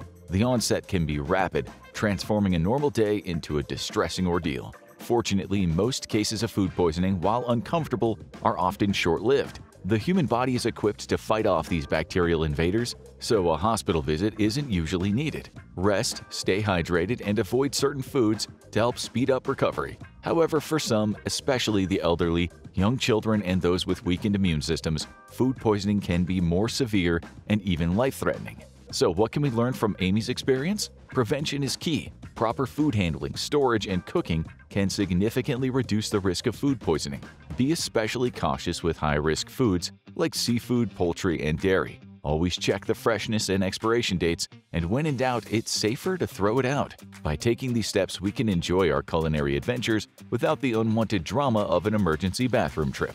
Next, let's meet David. He has IBS. Stressful deadlines at work mean his gut is in constant chaos, sending him to frequent frantic bathroom trips. IBS is a common disorder affecting the large intestine, with symptoms like cramping, abdominal pain, bloating, gas, and, yes, those sudden urgent bowel movements. According to the International Foundation for Gastrointestinal Disorders, IBS affects between 25 and 45 million people in the United States alone. That's a significant portion of the population grappling with this unpredictable condition. For David, his high-pressure job means constant stress, a well-known trigger for IBS flare-ups. Stress doesn't just affect the mind, it has a direct impact on the gut. This gut-brain connection can turn emotional turmoil into physical discomfort. In David's case, his body's response to stress is an all too frequent and frantic dash to the restroom.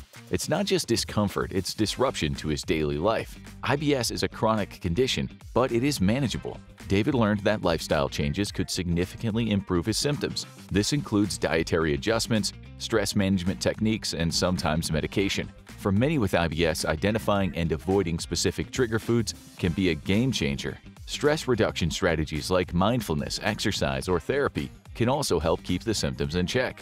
David's story is a testament to the power of understanding and managing one's condition. While IBS remains a chronic condition with no one-size-fits-all solution, individuals like David find ways to regain control over their lives. The key is awareness, management, and a supportive healthcare team. Now let's meet Emma. She loves lattes, but her daily pre-work mocha latte ritual takes an unexpected turn due to her lactose intolerance. Lactose intolerance is a common digestive problem where the body is unable to digest lactose, a type of sugar mainly found in milk and dairy products. According to the National Institute of Diabetes and Digestive and Kidney Diseases, approximately 68% of the global population has some degree of lactose intolerance. This condition is most prevalent in people of East Asian descent, affecting about 90% of adults in those communities. For Emma, consuming dairy products, especially in large quantities like her latte, leads to symptoms such as bloating, abdominal cramps, and yes, those urgent trips to the bathroom.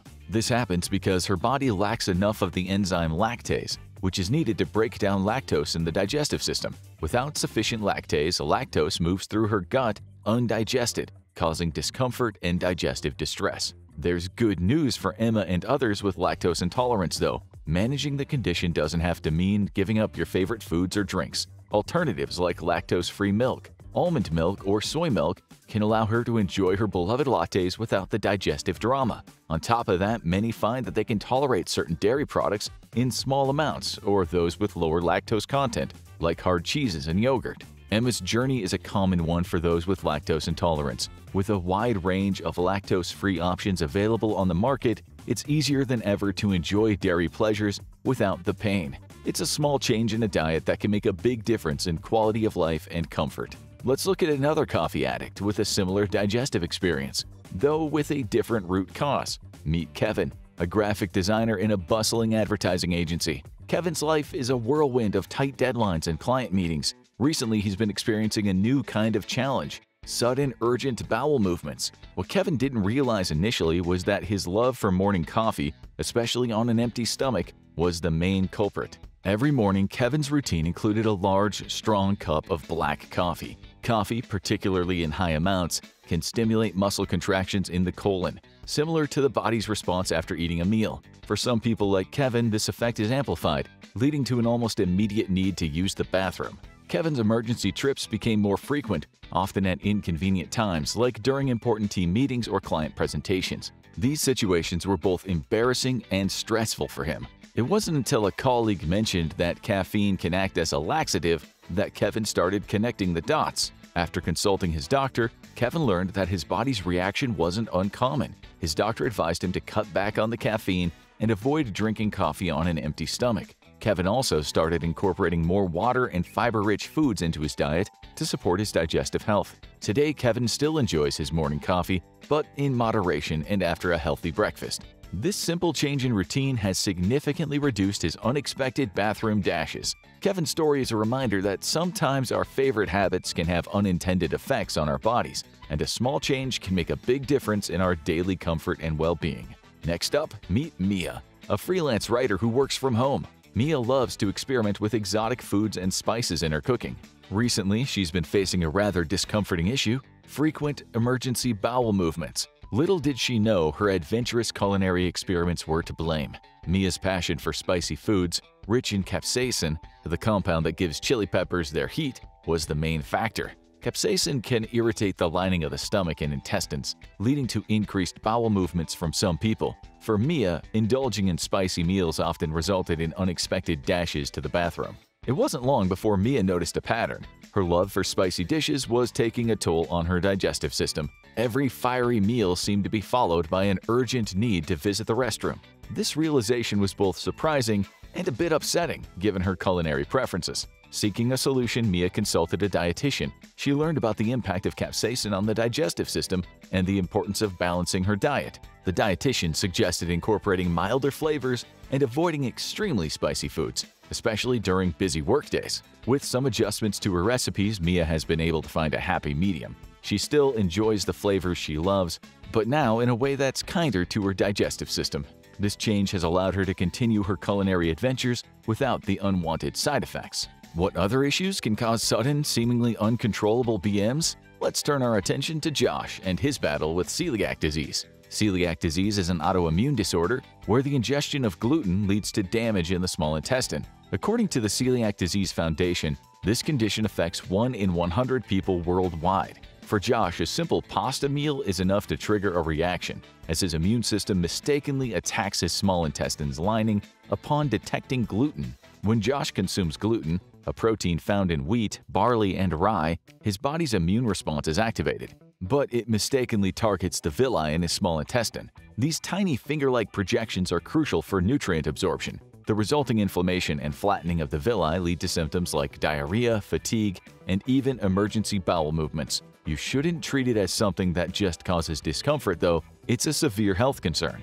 Diagnosing celiac disease can be challenging, as its symptoms often overlap with other digestive disorders. For Josh, getting a proper diagnosis was a journey of consultations and tests, but it was a turning point. Once diagnosed, the treatment for celiac disease is strict adherence to a gluten-free diet.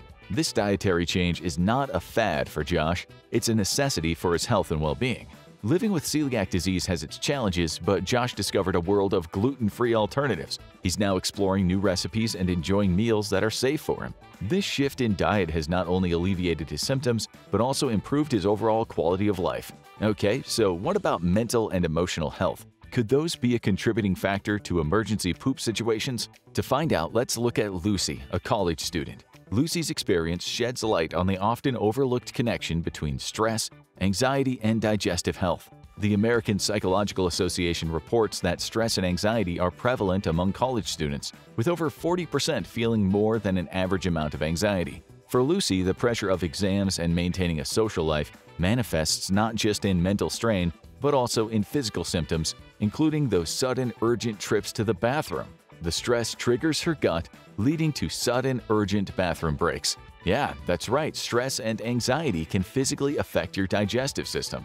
The link between the brain and the gastrointestinal system, often referred to as the gut-brain axis, plays a crucial role in how our bodies respond to stress. In Lucy's case, the heightened state of anxiety sends signals to her gut, leading to gastrointestinal distress. This can result in a range of symptoms, from stomach cramps to diarrhea. Understanding the root of these symptoms, Lucy took steps to manage her stress and anxiety. Activities like yoga and mindfulness meditation have proven to be effective for many in reducing stress levels. Additionally, counseling services on campus provided her with strategies to cope with academic pressures. These approaches not only helped her manage stress, but also significantly reduced her digestive issues. Inflammatory bowel disease, or IBD, encompasses conditions like Crohn's disease and ulcerative colitis, which our next character Mark is unfortunately familiar with. According to the Crohn's and Colitis Foundation, IBD affects an estimated 3 million Americans. This chronic condition causes inflammation of the gastrointestinal tract,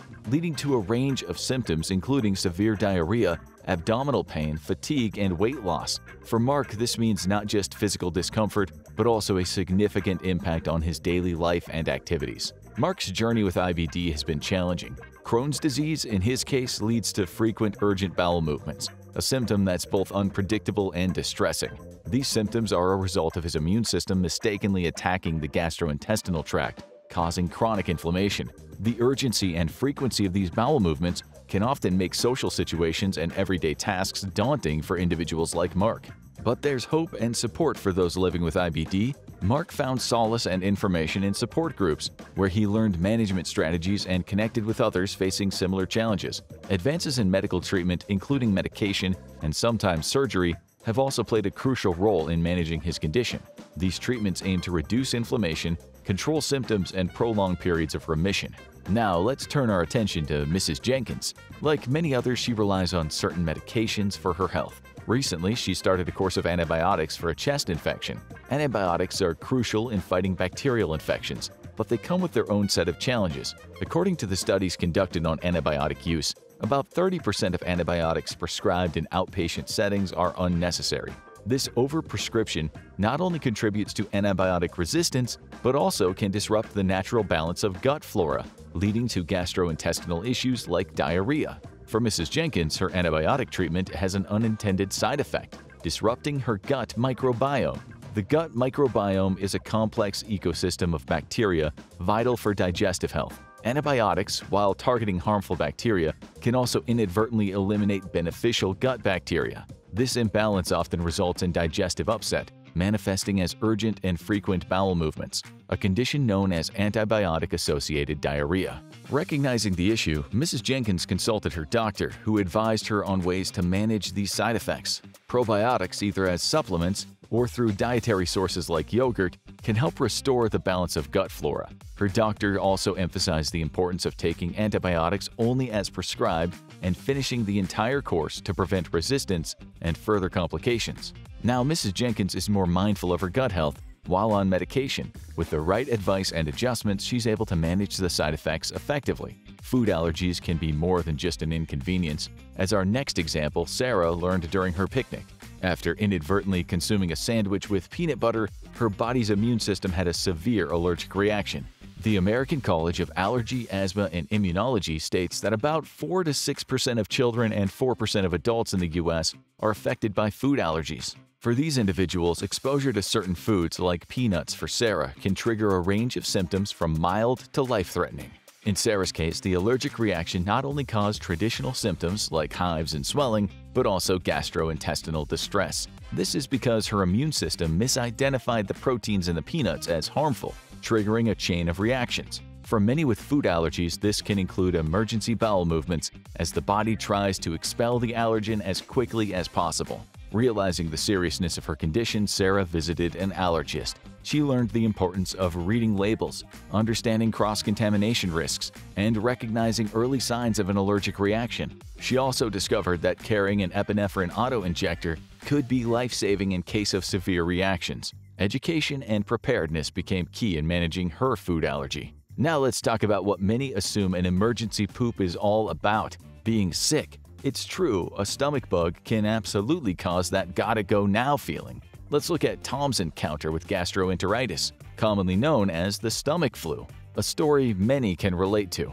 According to the Centers for Disease Control and Prevention, the CDC, millions of cases of gastroenteritis occur in the United States each year. This condition, often caused by viral or bacterial infections, inflames the stomach and intestines, leading to symptoms like diarrhea, vomiting, and stomach cramps. For Tom's efforts, he couldn't avoid catching it. Initially, he thought it was just a mild upset stomach, but it quickly escalated into frequent urgent trips to the bathroom. The rapid onset is characteristic of gastroenteritis, catching many off guard. When Tom visited his doctor, he learned that rest, hydration, and a bland diet are key to recovery. Gastroenteritis usually resolves on its own, but dehydration can be a serious concern, especially with severe symptoms. His doctor emphasized the importance of drinking plenty of fluids and any other methods of rehydration.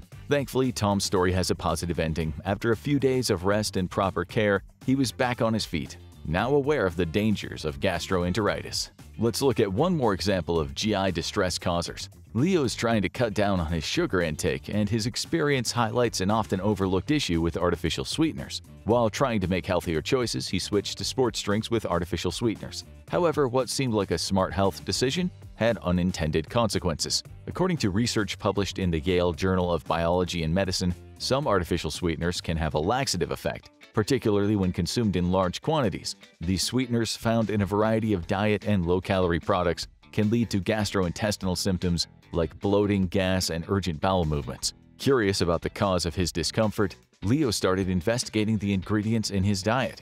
He was surprised to find that many products labeled as sugar-free or diet contained artificial sweeteners like sorbitol, xylitol, and mannitol. These sugar alcohols are not fully absorbed by the body and can draw water into the bowel, causing diarrhea and a laxative effect. This was a revelation to Leo, who had been unknowingly consuming large amounts of these sweeteners. Seeking advice, he consulted a dietitian. He learned the importance of reading food labels and understanding the potential side effects of artificial sweeteners. The dietitian recommended natural sweeteners and emphasized a balanced diet. highlighting that moderation is key even when it comes to healthier choices. For Leo, this meant rethinking his approach to dieting and making more informed decisions about what he consumes. Now, Leo is more cautious with his dietary choices. He learned that sugar-free doesn't always mean trouble-free for his digestive system. By choosing natural sweeteners and maintaining a balanced diet, he's managed to avoid the unpleasant side effects he previously experienced. Leo's story is a reminder that sometimes in our quest for health, we might overlook the fine print, and that understanding the ingredients in our food can have a significant impact on our overall well-being. But what can you specifically do if you find yourself experiencing emergency bowel movements? Let's explore some specific treatments and methods that can help. First and foremost, staying hydrated is crucial. Dietary adjustments can also play a key role in managing symptoms. For immediate relief, a bland diet, including foods like bananas, rice, applesauce, and toast, commonly referred to as the brat diet, can be gentle on your stomach. Over-the-counter medications can also offer relief. Antidiarrheal medications like loperamide can slow down the movement of the gut and reduce the frequency of bowel movements. However, it's important to use those medications only as directed and consult with a healthcare professional if symptoms persist. In some cases, like with bacterial infections, antibiotics prescribed by a doctor might be necessary. Osama bin Laden was an awful person who did terrible things. Therefore, it should come as no surprise when the CIA examined the hard drives recovered from his compound, they found awful things. When they dug deeper into what was actually on the hard drives, some surprising files were discovered. We now know Osama bin Laden was watching anime, playing video games, and exploring some of the more unsavory aspects of the internet. Get ready, because what you're about to discover on this terrorist's hard drive will shock and appall you. On May 2, 2011, a group of Navy SEALs infiltrated Osama bin Laden's compound in Abbottabad, Pakistan. During this heroic mission, 5 terrorists, including bin Laden himself and one of his sons, were killed. The Special Forces unit moved through the compound with precision, ensuring that even after they killed bin Laden, they extracted his body so it could be thrown into the ocean at a later date. This was done to keep fanatics from worshipping it. During this mission, the SEAL team secured several hard drives, flash drives, and computers that contained some pretty crazy things. The CIA released a large amount of the hard drive's contents to further enhance public understanding of Al-Qaeda. However, what the average person wasn't expecting was the enormous number of meme videos, crocheting tutorials, and odd pornographic choices that were contained on Osama bin Laden's hard drives. That being said, not everything was released to the public, as there were files used to locate other terrorist leaders and videos too gruesome to circulate to the public.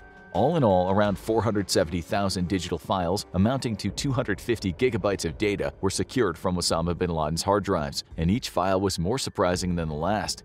Obviously, you'd expect to find terrorist-related information on a terrorist's hard drive. And although the CIA likely didn't release most of the documentation relating to Al-Qaeda's plans and activities, they did release something pretty interesting. One of the documents on the hard drives was an Al-Qaeda recruitment form. This might seem odd. When you think of recruitment forms, you probably have a business or not-for-profit in mind, but it would seem that Al-Qaeda needed some kind of document to vet their recruits. However, unlike a traditional recruitment form, the questions found on Al-Qaeda's equivalent were unique to their line of work. Questions like, "Do you wish to execute a suicide operation?" were included in the application, along with less blunt questions like, "What are your favorite hobbies or pastimes?" It's unclear if the answers to these questions either qualified or disqualified a candidate from becoming a terrorist, but this is just one of the many documents that give us a glimpse into Al-Qaeda's vetting process and how the organization was run. Other terrorist-related information on the hard drives included videos and speeches of Osama's son, Hamza bin Laden. It was assumed that Hamza would take over the organization when his father either passed away or could no longer lead Al-Qaeda, so documentary footage was archived on the hard drives for historical purposes. Al-Qaeda also used these videos and images as propaganda to show Hamza would be a strong leader. However, the videos on the hard drive seemed to contradict the message. There was an hour-long wedding video on one of the hard drives, which droned on and seemed to have no real significance. Hamza is seen sporting a thin mustache and looking relatively unhappy throughout the whole thing. Images from the wedding were also used in some of the terrorist group's propaganda, but the footage was cut to portray Hamza in a positive light. Some of the images and videos on the hard drives were likely used to identify and locate Hamza. In 2019, Hamza was killed in a U.S. counterterrorism operation somewhere in Afghanistan or Pakistan.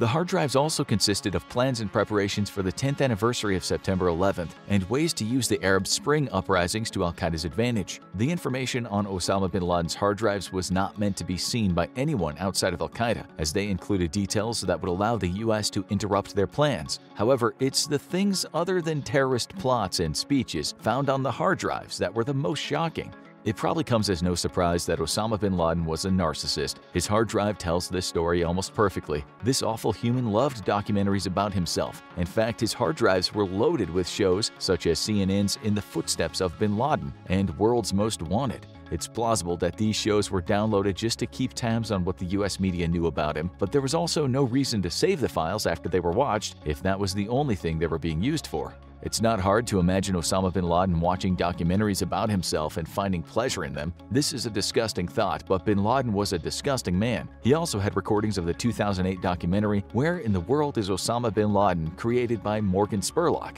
the man who made Super Size Me. Perhaps the craziest documentary that Osama bin Laden had on his hard drive was Loose Change, which theorized that the attack on the World Trade Center and the Pentagon was a false flag operation. The documentary has been debunked countless times and has no real evidence or validity to it. It's just odd that Osama bin Laden, the man who orchestrated the 9/11 attacks, would have a copy of this particular documentary on his hard drive. Maybe it was just a reminder of how gullible some people can be, or perhaps he kept it as a memento, just like all the other documentaries about him.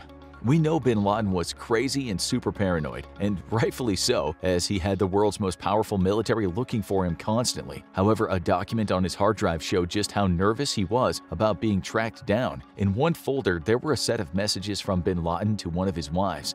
In it, he told the wife they'd put a tracking device in her filling when she went to a dentist in Iran. Osama described it as the size of the chip is about the length of a grain of wheat and the width of a fine piece of vermicelli.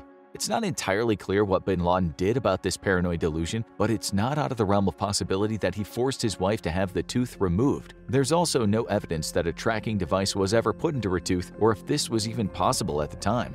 As we go deeper into the hard drives of Osama bin Laden, things start to get stranger and stranger. For example, some of the porn he had on it wasn't the most conventional. Osama bin Laden was into some kinky stuff. On his hard drive were bootleg copies of obscure porn titles that came from old arcade games. For example, games like Fantasy 95 or Perestroika Girls rewarded players who progressed through the story with badly drawn pictures of naked or scantily clad anime women. These pictures were either pixelated characters or extremely low-resolution pictures of real nude women.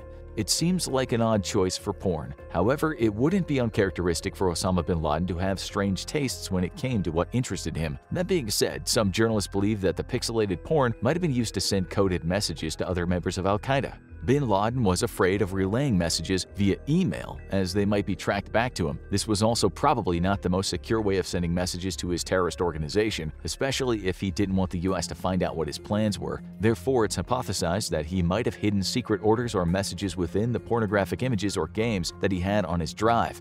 But some experts have another hypothesis as to why bin Laden had so much pixelated porn on his hard drive. They say he might have just been into it. Osama bin Laden wasn't only into watching porn, there were also many other surprising videos, shows, and movies that were discovered on his hard drives. Think back to around 2007 and the meme videos that came out on YouTube. Perhaps the most famous of all was Charlie Bit My Finger. Charlie bit me. Ah! It was so popular that even Osama bin Laden saw it. When going through the files on his hard drives, the CIA was surprised to find that bin Laden had downloaded a lot of YouTube videos and even enjoyed watching the meme videos that were coming out of the US. There were numerous cat videos found on the hard drive, which might suggest that bin Laden was a cat person, or at least he found them amusing. One of the most surprising assortments of videos that bin Laden downloaded off the internet had nothing to do with terrorism or memes. Instead, he had a huge collection of crocheting videos. This might seem weird for a mass murderer and leader of a terrorist organization, but when bin Laden was in hiding, there probably wasn't a whole lot to do. He might have taken up crocheting as a hobby and learned how to do various patterns using YouTube videos. For example, files like How to Crochet a Basket, Stripe Crochet Beanie Cap Hat, and Star Rainbow Crochet Applique were some of the numerous crocheting files found on bin Laden's hard drive. We aren't sure if he was the one doing all the crocheting, but someone in al-Qaeda had a real interest in knitting. The other part about the videos on Osama bin Laden's hard drive was that there were a number of educational videos for young children. Maybe these are what bin Laden used to learn English. Files like Twinkle Twinkle Little Star, the new fast alphabet, ABC phonics chant, and 1, 2, buckle my shoe suggest that bin Laden struggled with his ABCs. In all fairness, the Arabic alphabet is different than the Latin alphabet, but the videos he chose to learn the ABCs from probably didn't have to be children's sing-along songs. Bin Laden also liked other documentaries besides just the ones that were about him. Yet, like everything else on his hard drive, there seemed to be some odd choices. Perhaps Osama bin Laden was looking for dirt on the Christian church, or maybe he just found scandals fascinating. But one of the many documentaries was Sex, Crimes, and the Vatican. Another file was titled How Many Angels Are There?, which could refer to a documentary about how many angels there are in heaven, or perhaps this was just a YouTube video that literally explained how many angels there were in the Quran or other holy writings. Osama bin Laden also enjoyed his cartoons. There were several episodes of Tom and Jerry along with the Pink Panther found on the hard drive, but perhaps the most intriguing video file of all is one that's titled Bubbles.wmv. Is this just a video of someone blowing bubbles? Is it about how to make bubbles? Or is it something else entirely? We may never know. There also appears to be a lot of anime fans at Osama bin Laden's compound, because the large amounts of space on the hard drives was dedicated to anime shows. It might be hard to imagine Osama bin Laden and his terrorist friends sitting around watching anime, but the sheer number of videos on the hard drive suggests this is exactly what happened. Osama enjoyed Naruto, Bleach, and Dragon Ball Z. On top of that, there was also The Devil May Cry and a number of anime crossovers that only hardcore anime fans even knew existed. It's actually impressive how vast of an anime collection Osama bin Laden had on his drives. This also goes to show just how much pirating of copyrighted materials Al-Qaeda did. Copyright infringement probably isn't the most pressing concern for a terrorist organization, but it does mean someone in Al-Qaeda put a lot of time and effort into illegally procuring all of the anime videos, along with some other digital content. We'll never know if this was at the order of Osama bin Laden or if someone else in the organization took it upon themselves to load up the hard drives with anime, but the massive amount of files suggests it was likely being watched regularly. For someone who hated the Western world so much, bin Laden had a lot of Hollywood blockbusters on his hard drive.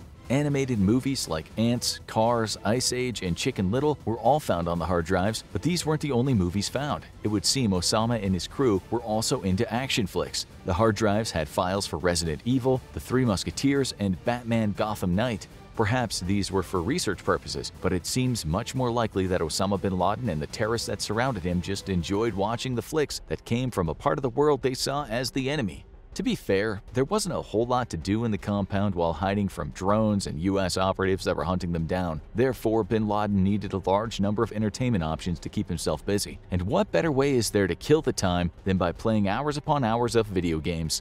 It would seem Osama had a liking for Nintendo games. There were several emulators stored on the hard drives collected from the compound, and most of the files associated with them were for classic Nintendo DS games like Mario and Luigi Partners in Time, New Super Mario Bros., Metroid Prime Hunters, and Yoshi's Island DS. However, not all of the video games were based around Nintendo's fun-loving plumber and his friends. There was also a hardcore gamer side to things as well. Grand Theft Auto Chinatown Wars was another game on Osama's drive. Like with the DS games, there was an emulator installed for bin Laden to play to his heart's content. The Grand Theft Auto franchise seems much more in line with Osama bin Laden's personality, since he could kill innocent civilians and cause mayhem. You can imagine him playing until the wee hours of the night, trying to get away from the cops and wreaking havoc across Chinatown. Luckily, he wasn't able to get rid of his wanted status in the real world, and SEAL Team 6 took him out. To ensure he'd never hurt anyone ever again to plant a bomb or counter-terrorist forces trying to stop them. We'll give you one guess which team Osama and his friends like to play on.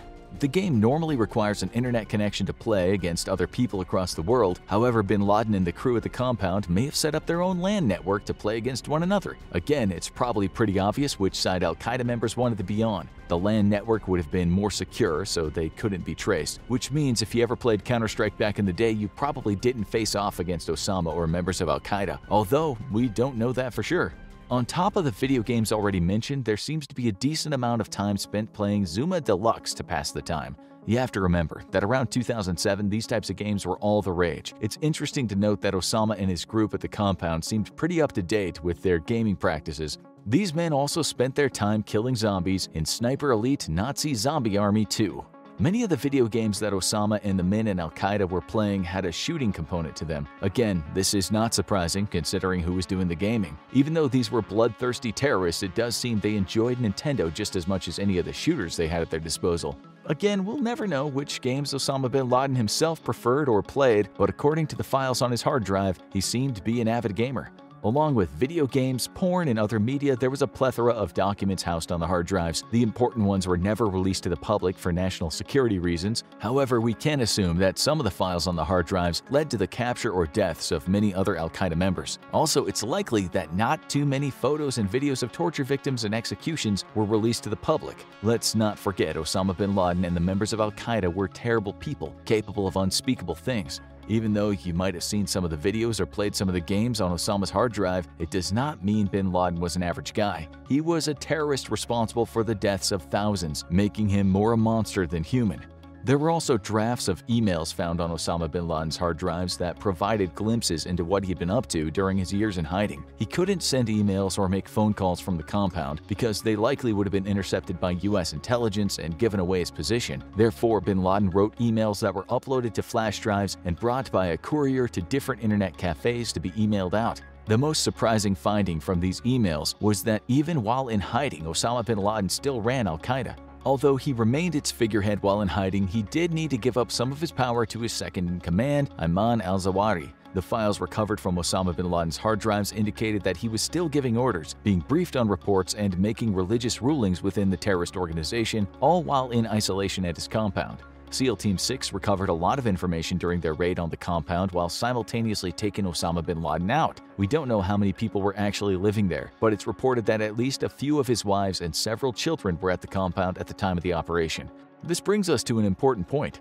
Even though these hard drives collected from the compound likely had files that Osama used at some point, these devices could also have been used by other members of the family or by the soldiers staying at the compound with him. Therefore, all the movies, shows, video games, and porn might not have belonged specifically to Osama bin Laden. However, no matter which way you look at it, he almost certainly knew what was on the hard drives, and it's probable that most of the entertainment on the hard drives was for his own amusement and to keep himself busy.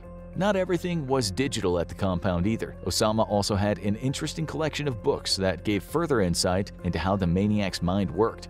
Surprisingly, Osama bin Laden was the owner of several books on the US. He had an interest in United States diplomacy tactics, which was made apparent by the books such as Bob Woodward's Obama's Wars, Noam Chomsky's Necessary Illusions, Thought Control in Democratic Societies, and Robert Hopkins Miller's The US and Vietnam 1787 to 1941.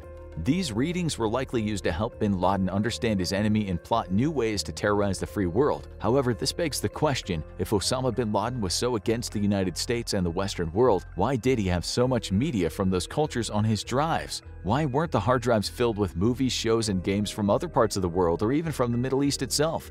It makes you wonder if consuming Western media was actually a way for Osama bin Laden to understand his enemy better, or if he had all these things on his hard drives because he actually enjoyed watching Chicken Little or YouTube meme videos like Charlie Bit My Finger. It's probably not worth anyone's time to try to understand the man that was Osama bin Laden. To get inside his mind would likely be walking into a nightmare filled with contradictions and atrocities. Instead, we can accept the fact that one of the worst men who ever lived enjoyed pixelated porn and crocheting. Like many evil individuals throughout history, Osama bin Laden had an eccentric side to him. He was definitely a narcissistic psychopath, but he couldn't help but consume American culture even though he hated it. The bottom line is that many of the things you'd expect to find on a terrorist's hard drive were there, but many things you wouldn't expect to find on a terrorist's hard drive were also there.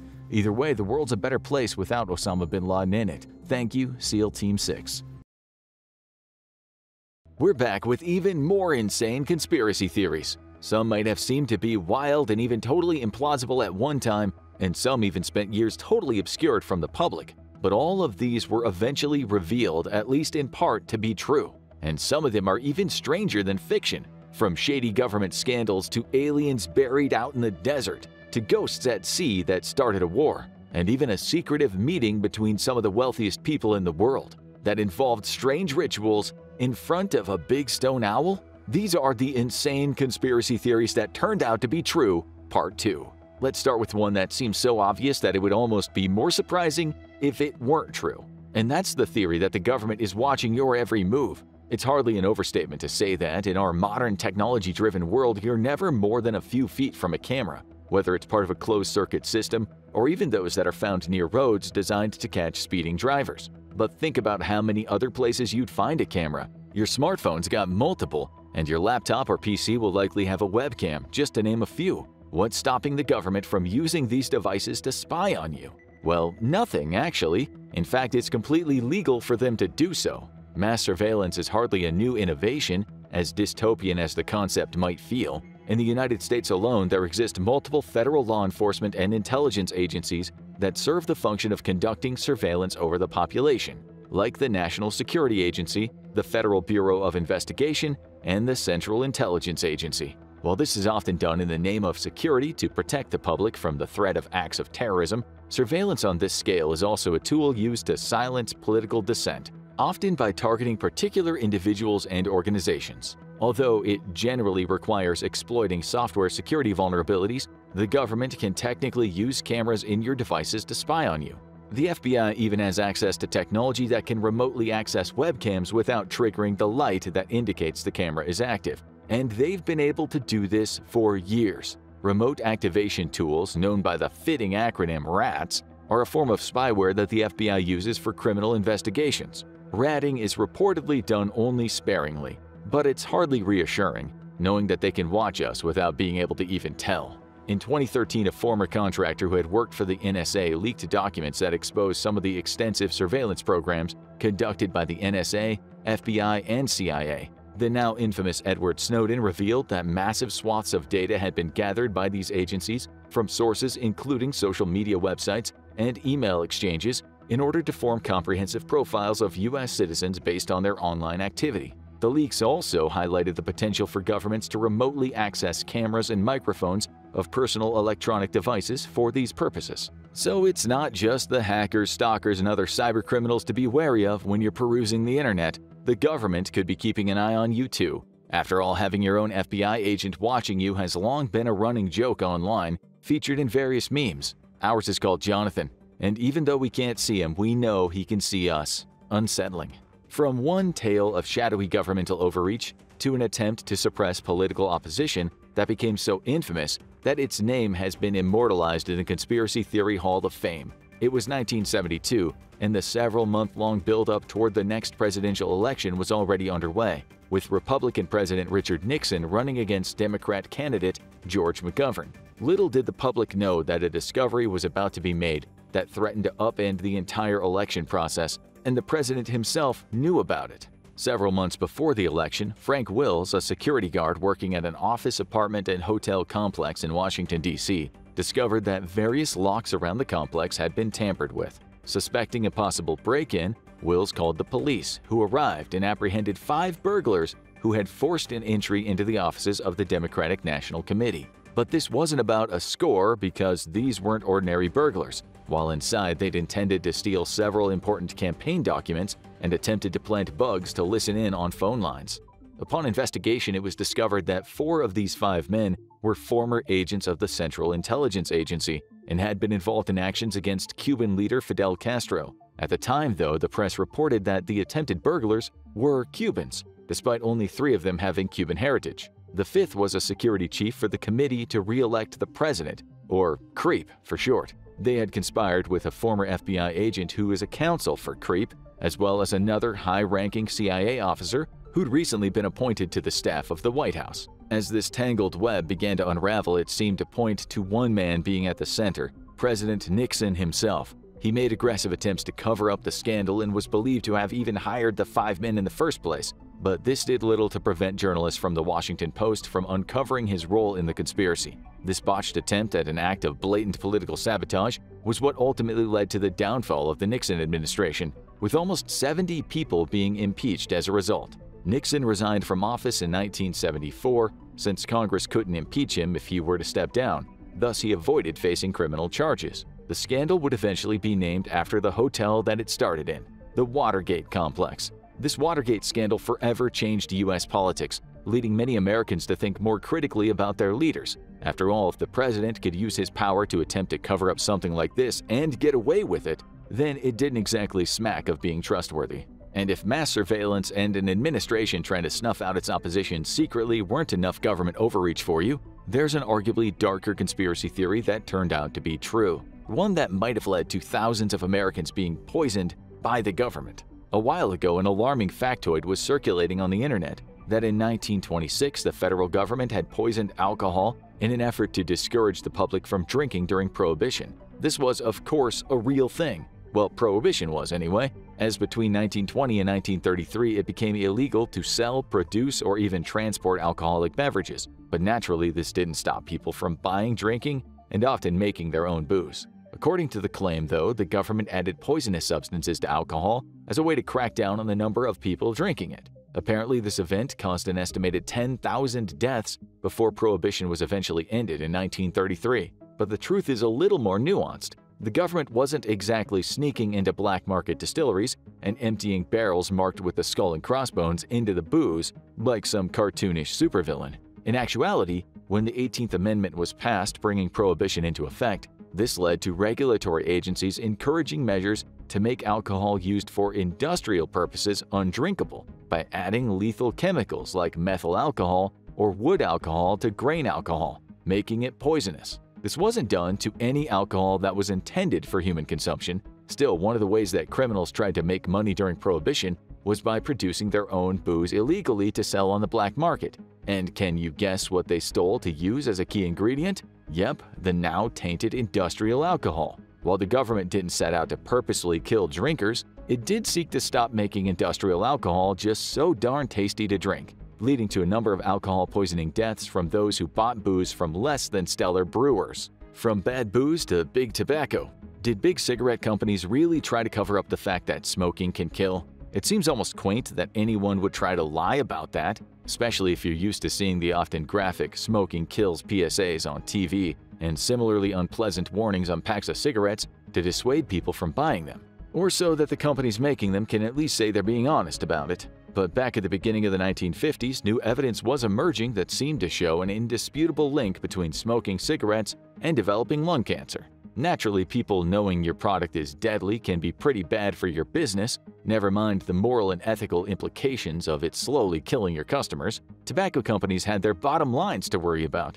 As a result, they released a frank statement to cigarette smokers in January 1954, an advertisement campaign designed to dispute the recent scientific studies that linked smoking with its dangerous effects on people's health. The tobacco industry's campaign was intended to cast uncertainty on recent scientific findings and not only sway consumer opinions on smoking, but also undermine efforts by regulatory bodies to impose better guidelines on cigarette companies. These then could have led to better standards and practices, potentially even making cigarettes less addictive and thus reducing the risk of causing further cases of lung cancer. The entire industry spent decades using PR strategies to knowingly deny the link between smoking and its serious negative health impacts, including refuting the scientific evidence that connected smoking with increased lung cancer cases in the USA and UK, misleading consumers into believing their products actually had benefits to their health, refuting the potential harms of inhaling secondhand smoke, claiming that nicotine wasn't addictive, and large cigarette corporations even established organizations designed to produce their own research that specifically aligned with the claims they made, all while knowing that smoking does kill in the interest of protecting their profits over public health. From no smoke without fire or potentially fatal illness to suspicions of a conspiracy within the world of sports, accusations of cheating, bribery, and rigging have been present in every major league for every sport in history, from football and basketball to even the boring stuff like fishing. But if hidden weights and frozen supermarket fish fillets stashed in prized catches prove anything, it's that sometimes these accusations are warranted. This was revealed to be the case with the Black Sox scandal. In a pivotal championship bout of the 1919 World Series, American League champs, the Chicago White Sox, were playing the Cincinnati Reds, champions of the National League. Over the course of a best-of-9 series, the Cincinnati Reds beat the White Sox 5-3, crowning them the winners of that year's World Series. But almost immediately after, rumors of an organized conspiracy among the members of the Chicago White Sox began to spread. 8 players in particular were accused: the 2 pitchers, Eddie Chicote and Claude Lefty Williams, the team's first baseman, Arnold Chick Gandil, shortstop Charles Swede Riceberg, the Sox third baseman, George Buck Weaver, 2 outfielders including power hitter Shoeless Joe Jackson and Oscar Happy Felsch, as well as an infielder named Fred McMullen. And Yes, those are some of the best 1920s nicknames we've ever heard too. Although the suspicions of conspiracy among those players died down as the following year's season started, in September 1920, a grand jury began to investigate the allegations, particularly as they pertained to gamblers invading the sport of baseball. 4 of the accused players, Eddie Chicote, Lefty Williams, Happy Felsch, and Shoeless Joe Jackson, admitted that they threw the 1919 World Series in exchange for bribes. Court records suggest the players received between $70,000 and $100,000 for the loss. However, following a public trial in 1921, the indicted players were acquitted thanks to insufficient evidence. Suspiciously, the original confessions from the players had disappeared from the grand jury's files. All 8 of the now dubbed Black Sox were subsequently banned for life from continuing to play professional baseball. Jumping from the Black Sox scandal to Operation Snow White, did a crazed cult really try to scrub any unfavorable reports about them by sending out thousands of undercover agents to infiltrate government agencies? Well, if you know anything about the Church of Scientology, their questionable belief system, and their allegedly abusive practices, then this might not come as much of a surprise. We're not looking to sully the good name of Mr. Tom Cruise here at the Infographics Show, but if you're allegedly part of a cult that allegedly has a torture chamber out in the California desert, then maybe it's not surprising that your ex-wife Katie Holmes and her daughter would start to think twice before hanging out with you. During the 70s, the largest infiltration of the United States government in history took place. However, rather than coming from outside forces like opposing nations or even an invasion of body snatchers, it came from within the U.S. Covert agents from the Church of Scientology enacted what became known as Operation Snow White, wherein they installed wiretaps, stole documents, and used various other criminal means in an attempt to destroy anything bad about them and their founder, L. Ron Hubbard, on record. You know, the exact kind of thing you would do if your organization is entirely trustworthy and totally has nothing to hide, right? Gaining access to the likes of the IRS, the DEA, foreign embassies, and a total of 136 government agencies, the Scientology agents' other primary goal was to protect the church's tax exemption status in order to avoid them having to pay millions in taxes. The U.S. government wasn't about to stand for this, however, and retaliated by sending 156 of their own agents on organized raids of various locations linked with Scientologists, uncovering evidence of the cult's illegal actions against the government, as well as other entities they perceived as enemies of the church. In December 1979, 11 high-ranking figures within the Scientology cult, including L. Ron Hubbard's wife, Mary Sue Hubbard, were arrested and received 5-year prison sentences. Hubbard himself managed to evade facing legal consequences for Operation Snow White. However, he would end up spending the remainder of his life in hiding from the authorities, considered to be an unindicted co-conspirator for his hand in having members of his cult infiltrating the U.S. government. From the weird things Scientologists do to some of the weird things Scientologists would probably believe, what's all this about evidence of extraterrestrials being buried in a desert somewhere in New Mexico? Believe it or not, this one is completely real. That video game adaptation of E.T. the Extraterrestrial for the Atari 2600 was so infamously bad that it's widely considered to be the worst video game of all time. The game was such a commercial failure that Atari took drastic measures, burying hundreds of thousands of unsold game cartridges in a landfill in New Mexico. The total number, as verified by Atari officials, was around 700,000 ETs discarded in the mass burial site until 2014, when the New Mexico government, alongside companies like Microsoft, worked to excavate a fraction of the abandoned alien life, around 1,300 cartridges. Okay, you got us. We cheated a little bit with that one. You were probably expecting us to talk about actual buried aliens, in New Mexico of all places, as if that would happen. But indeed, little green or gray men and flying saucers have long been a mainstay of conspiracy theories. For several decades, the idea of these outlandish theories even being proven to be true seemed beyond the realm of possibilities, no matter how many X-Files posters in college dorm rooms urged us to believe that the truth is out there. That is, until 2023. NASA released information pertaining to their findings on what they called unidentified anomalous phenomena, or UAPs. Moving away from the popularized UFO, or unidentified flying object, the UAP program used to refer exclusively to unidentified aerial phenomena, but it was brought into a more general term for objects detected in the air, sea, or in space that defy an easy explanation. NASA publicly outlined how it would be researching possible incidents of UAPs and vowed to be more transparent with information to the public. Most interesting of all, though, was the conclusion of their report, that there was no reason to conclude that aliens were behind the hundreds of UAP sightings that NASA had already investigated, but even though the report didn't confirm that extraterrestrial life exists, NASA is still yet to deny that alien technology is potentially zipping around in Earth's atmosphere. We don't know about you, dear viewer, but we here at the Infographic Show want to believe that life from other planets is more like the aliens in Close Encounters of the Third Kind than the xenomorphs in the Alien franchise. Taking a step away from invaders to our planet to looking at a US invasion of another country that could have been launched based on a complete fabrication, one involving ghosts? The Gulf of Tonkin incident began on the 2nd of August 1964. It was an unprovoked attack by North Vietnamese torpedo boats against a pair of US Navy destroyers, the USS Maddox and Turner Joy of the 7th Fleet. The crew of the Maddox, who had been involved in an intelligence-gathering mission, found that they were being approached by North Vietnamese torpedo boats and fired warning shots. The torpedo boats returned fire. A firefight broke out between them. After calling in air support from a nearby aircraft carrier, the Maddox could ward off the attacking boats, and the Turner Joy was sent to provide reinforcements. Then, 2 days later, the U.S. intercepted North Vietnamese communications that led them to believe another attack on their destroyers was being planned. Or at least that's the story presented to Congress by the National Security Agency. On a stormy night, both the USS Maddox and the Turner Joy were reportedly tracking multiple unidentified vessels that were rapidly approaching their positions, coming from different directions, and that these boats were somehow impossible to lock onto. Still, both ships fired upon what they thought were more torpedo boats and called in more air support. Yet, planes flying at low altitudes could see no signs of enemy ships. Still, the seemingly ghostly vessels and unproven attacks led Congress to pass the Gulf of Tonkin Resolution, which opened the floodgates for the direct involvement of the U.S. military in the Vietnam War. However, there was a striking lack of evidence that the allegedly unprovoked attacks even happened. The Tonkin ghosts were thought to have been false radar images, with North Vietnam's military commander, Vo Nguyen Giap, revealing that there had never been an attack on August 4th. It had all been an excuse by President Lyndon B. Johnson's administration for the U.S. to expand its war against North Vietnam.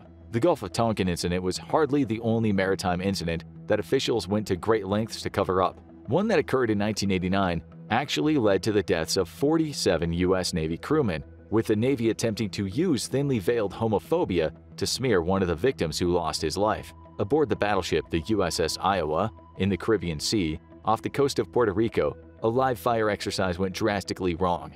An explosion occurred in the number 2 16-inch gun turret, emanating from the center gun room. The blast was so devastating that it not only damaged the gun turret itself, but far worse, it claimed the lives of 47 crewmen.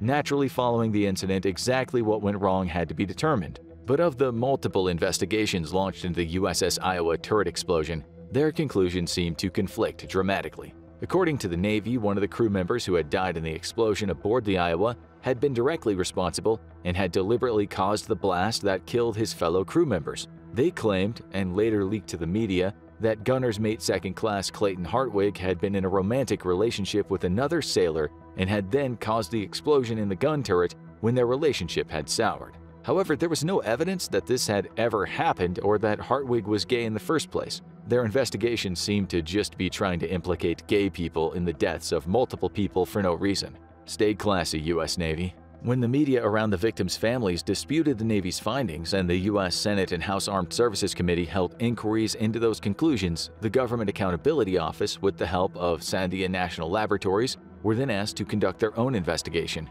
Did they uncover some secret ploy by a gay crewman to enact an explosive murder self-destruction? Of course they didn't. Instead, a technical examination revealed that an excess of powder bags used in the gun's turret breach had been rammed in at a higher speed than it was designed for. The powder had then ignited during loading, resulting in the explosion. The Navy even conducted a test proving that an excess of powder was more likely to blame for the disastrous detonation. These new findings prompted the U.S. Navy to reopen the investigation. However, they still refused to accept accountability for any wrongdoing, despite reports from the GAO and Sandia. They never apologized to Hartwig's family and instead closed the investigation, saying the cause of the explosion couldn't be accurately determined. The last conspiracy about lies told by the military got a little dour, but don't worry, this next one might be just as bad. It's about a harrowing testimony before Congress that described some truly heinous actions and that was instrumental in launching another armed conflict. How much do you want to bet it was completely made up? On the 10th of October 1990, a 15-year-old girl identified only as Nayira gave a tearful testimony to Congress. In it, she recounted witnessing firsthand Iraqi soldiers taking 15 babies out of incubators in a Kuwaiti hospital. The soldiers reportedly then left the newborn children on the ground to die. This had been following the invasion of Kuwait by Iraq, which marked the beginning of the Gulf War. Nayira's testimony was widely publicized, and we do mean widely. It aired on 700 TV stations across the USA, with then President George Bush Sr. repeating the story almost verbatim at least 10 times in the weeks following, all to sway public opinion in favor of the Gulf War, justifying the US's position in backing Kuwait. Stop us when you figure out the twist in this one. The testimony by Nayira was completely falsified. Although it hadn't been revealed to the public, her full name was Nayira al-Sabah, the daughter of the Kuwaiti ambassador to the United States, Saud al-Sabah. Her falsified testimony had been orchestrated by an American public relations firm, Hill & Knowlton, as part of the Citizens for a Free Kuwait campaign on behalf of the Kuwaiti government. The CIA had even requested that Nayira receive acting lessons before she testified before Congress. Amnesty International initially corroborated the story about the supposed killings, but it was later discovered that while some patients, including prematurely born babies, did die when Kuwait nurses and doctors fled during the Iraqi invasion, the troops had at no point stolen hospital incubators or intentionally left children to die. In response to the findings, there were subsequent accusations made against the Bush administration for attempting to manipulate the international human rights movement through the use of atrocity propaganda.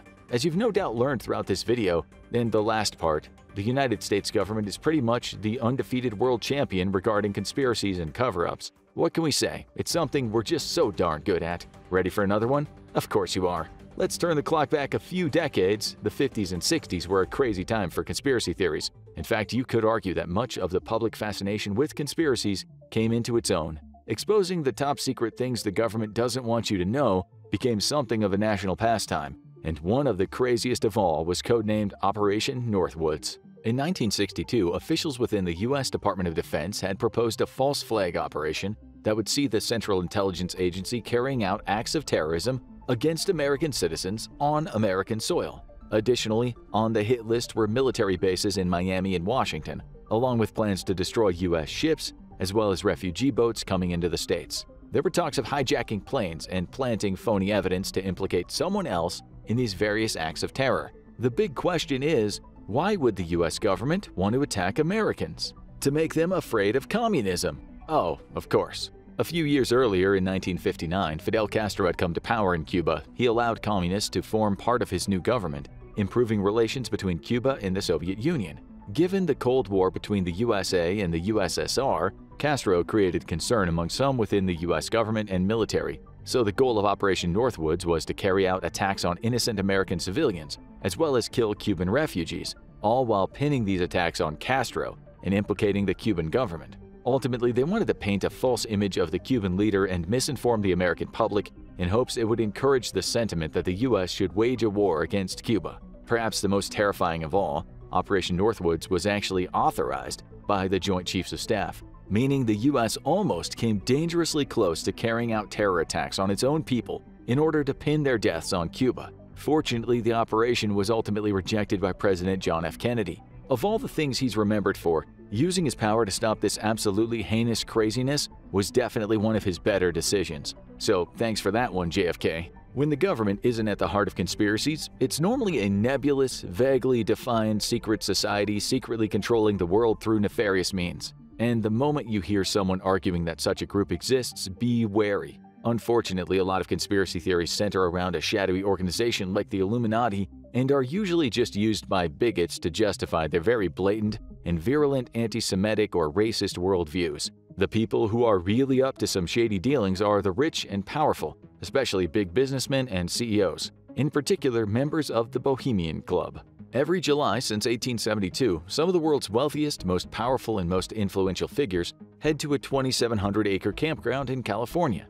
This is the Bohemian Club, an elite, invite-only social club initially founded in San Francisco. And on the surface, they've got all the things that'll raise your eyebrows. From a reported history of mysterious ceremonies, a top-secret guest list that's previously included presidents, some wealthy businessmen and military officials, and a weird stone owl statue on their retreat in Sonoma County. For years, the secrecy surrounding the tight-lipped club and their getaways to Bohemian Grove in Monte Rio, California, has fanned the flames of many conspiracy theories. Most of the stories revolve around the performance of pagan rituals and worship of that big stone owl that reportedly plays voice recordings of Walter Cronkite, who served as the anchorman for CBS Evening News for 19 years and was also a Bohemian Club member. While this all sounds like it could be just wild speculation by conspiracy theorists, the club's existence has been proven by several news organizations. Founded in 1892, the Bohemian Club was started by an all-male collection of artists, writers, lawyers, actors, and journalists from the San Francisco Examiner, all sharing interests in arts and culture. It quickly received attention and then funding from wealthy businessmen. And since its inception, the club has expanded to include the likes of Clint Eastwood, Henry Kissinger, even Presidents Richard Nixon and Ronald Reagan.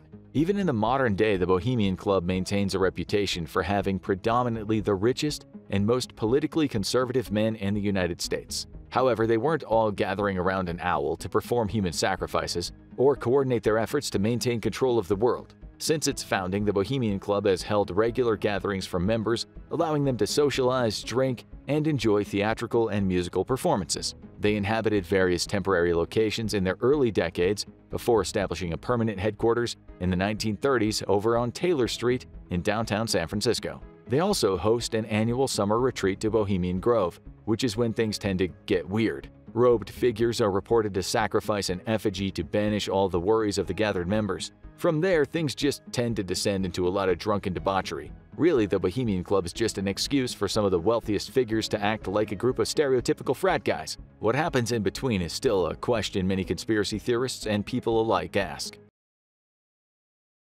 We read your comments, we got your emails, and we're happy to announce the return of the Challenge Guy. To break the ice, we started off things slow,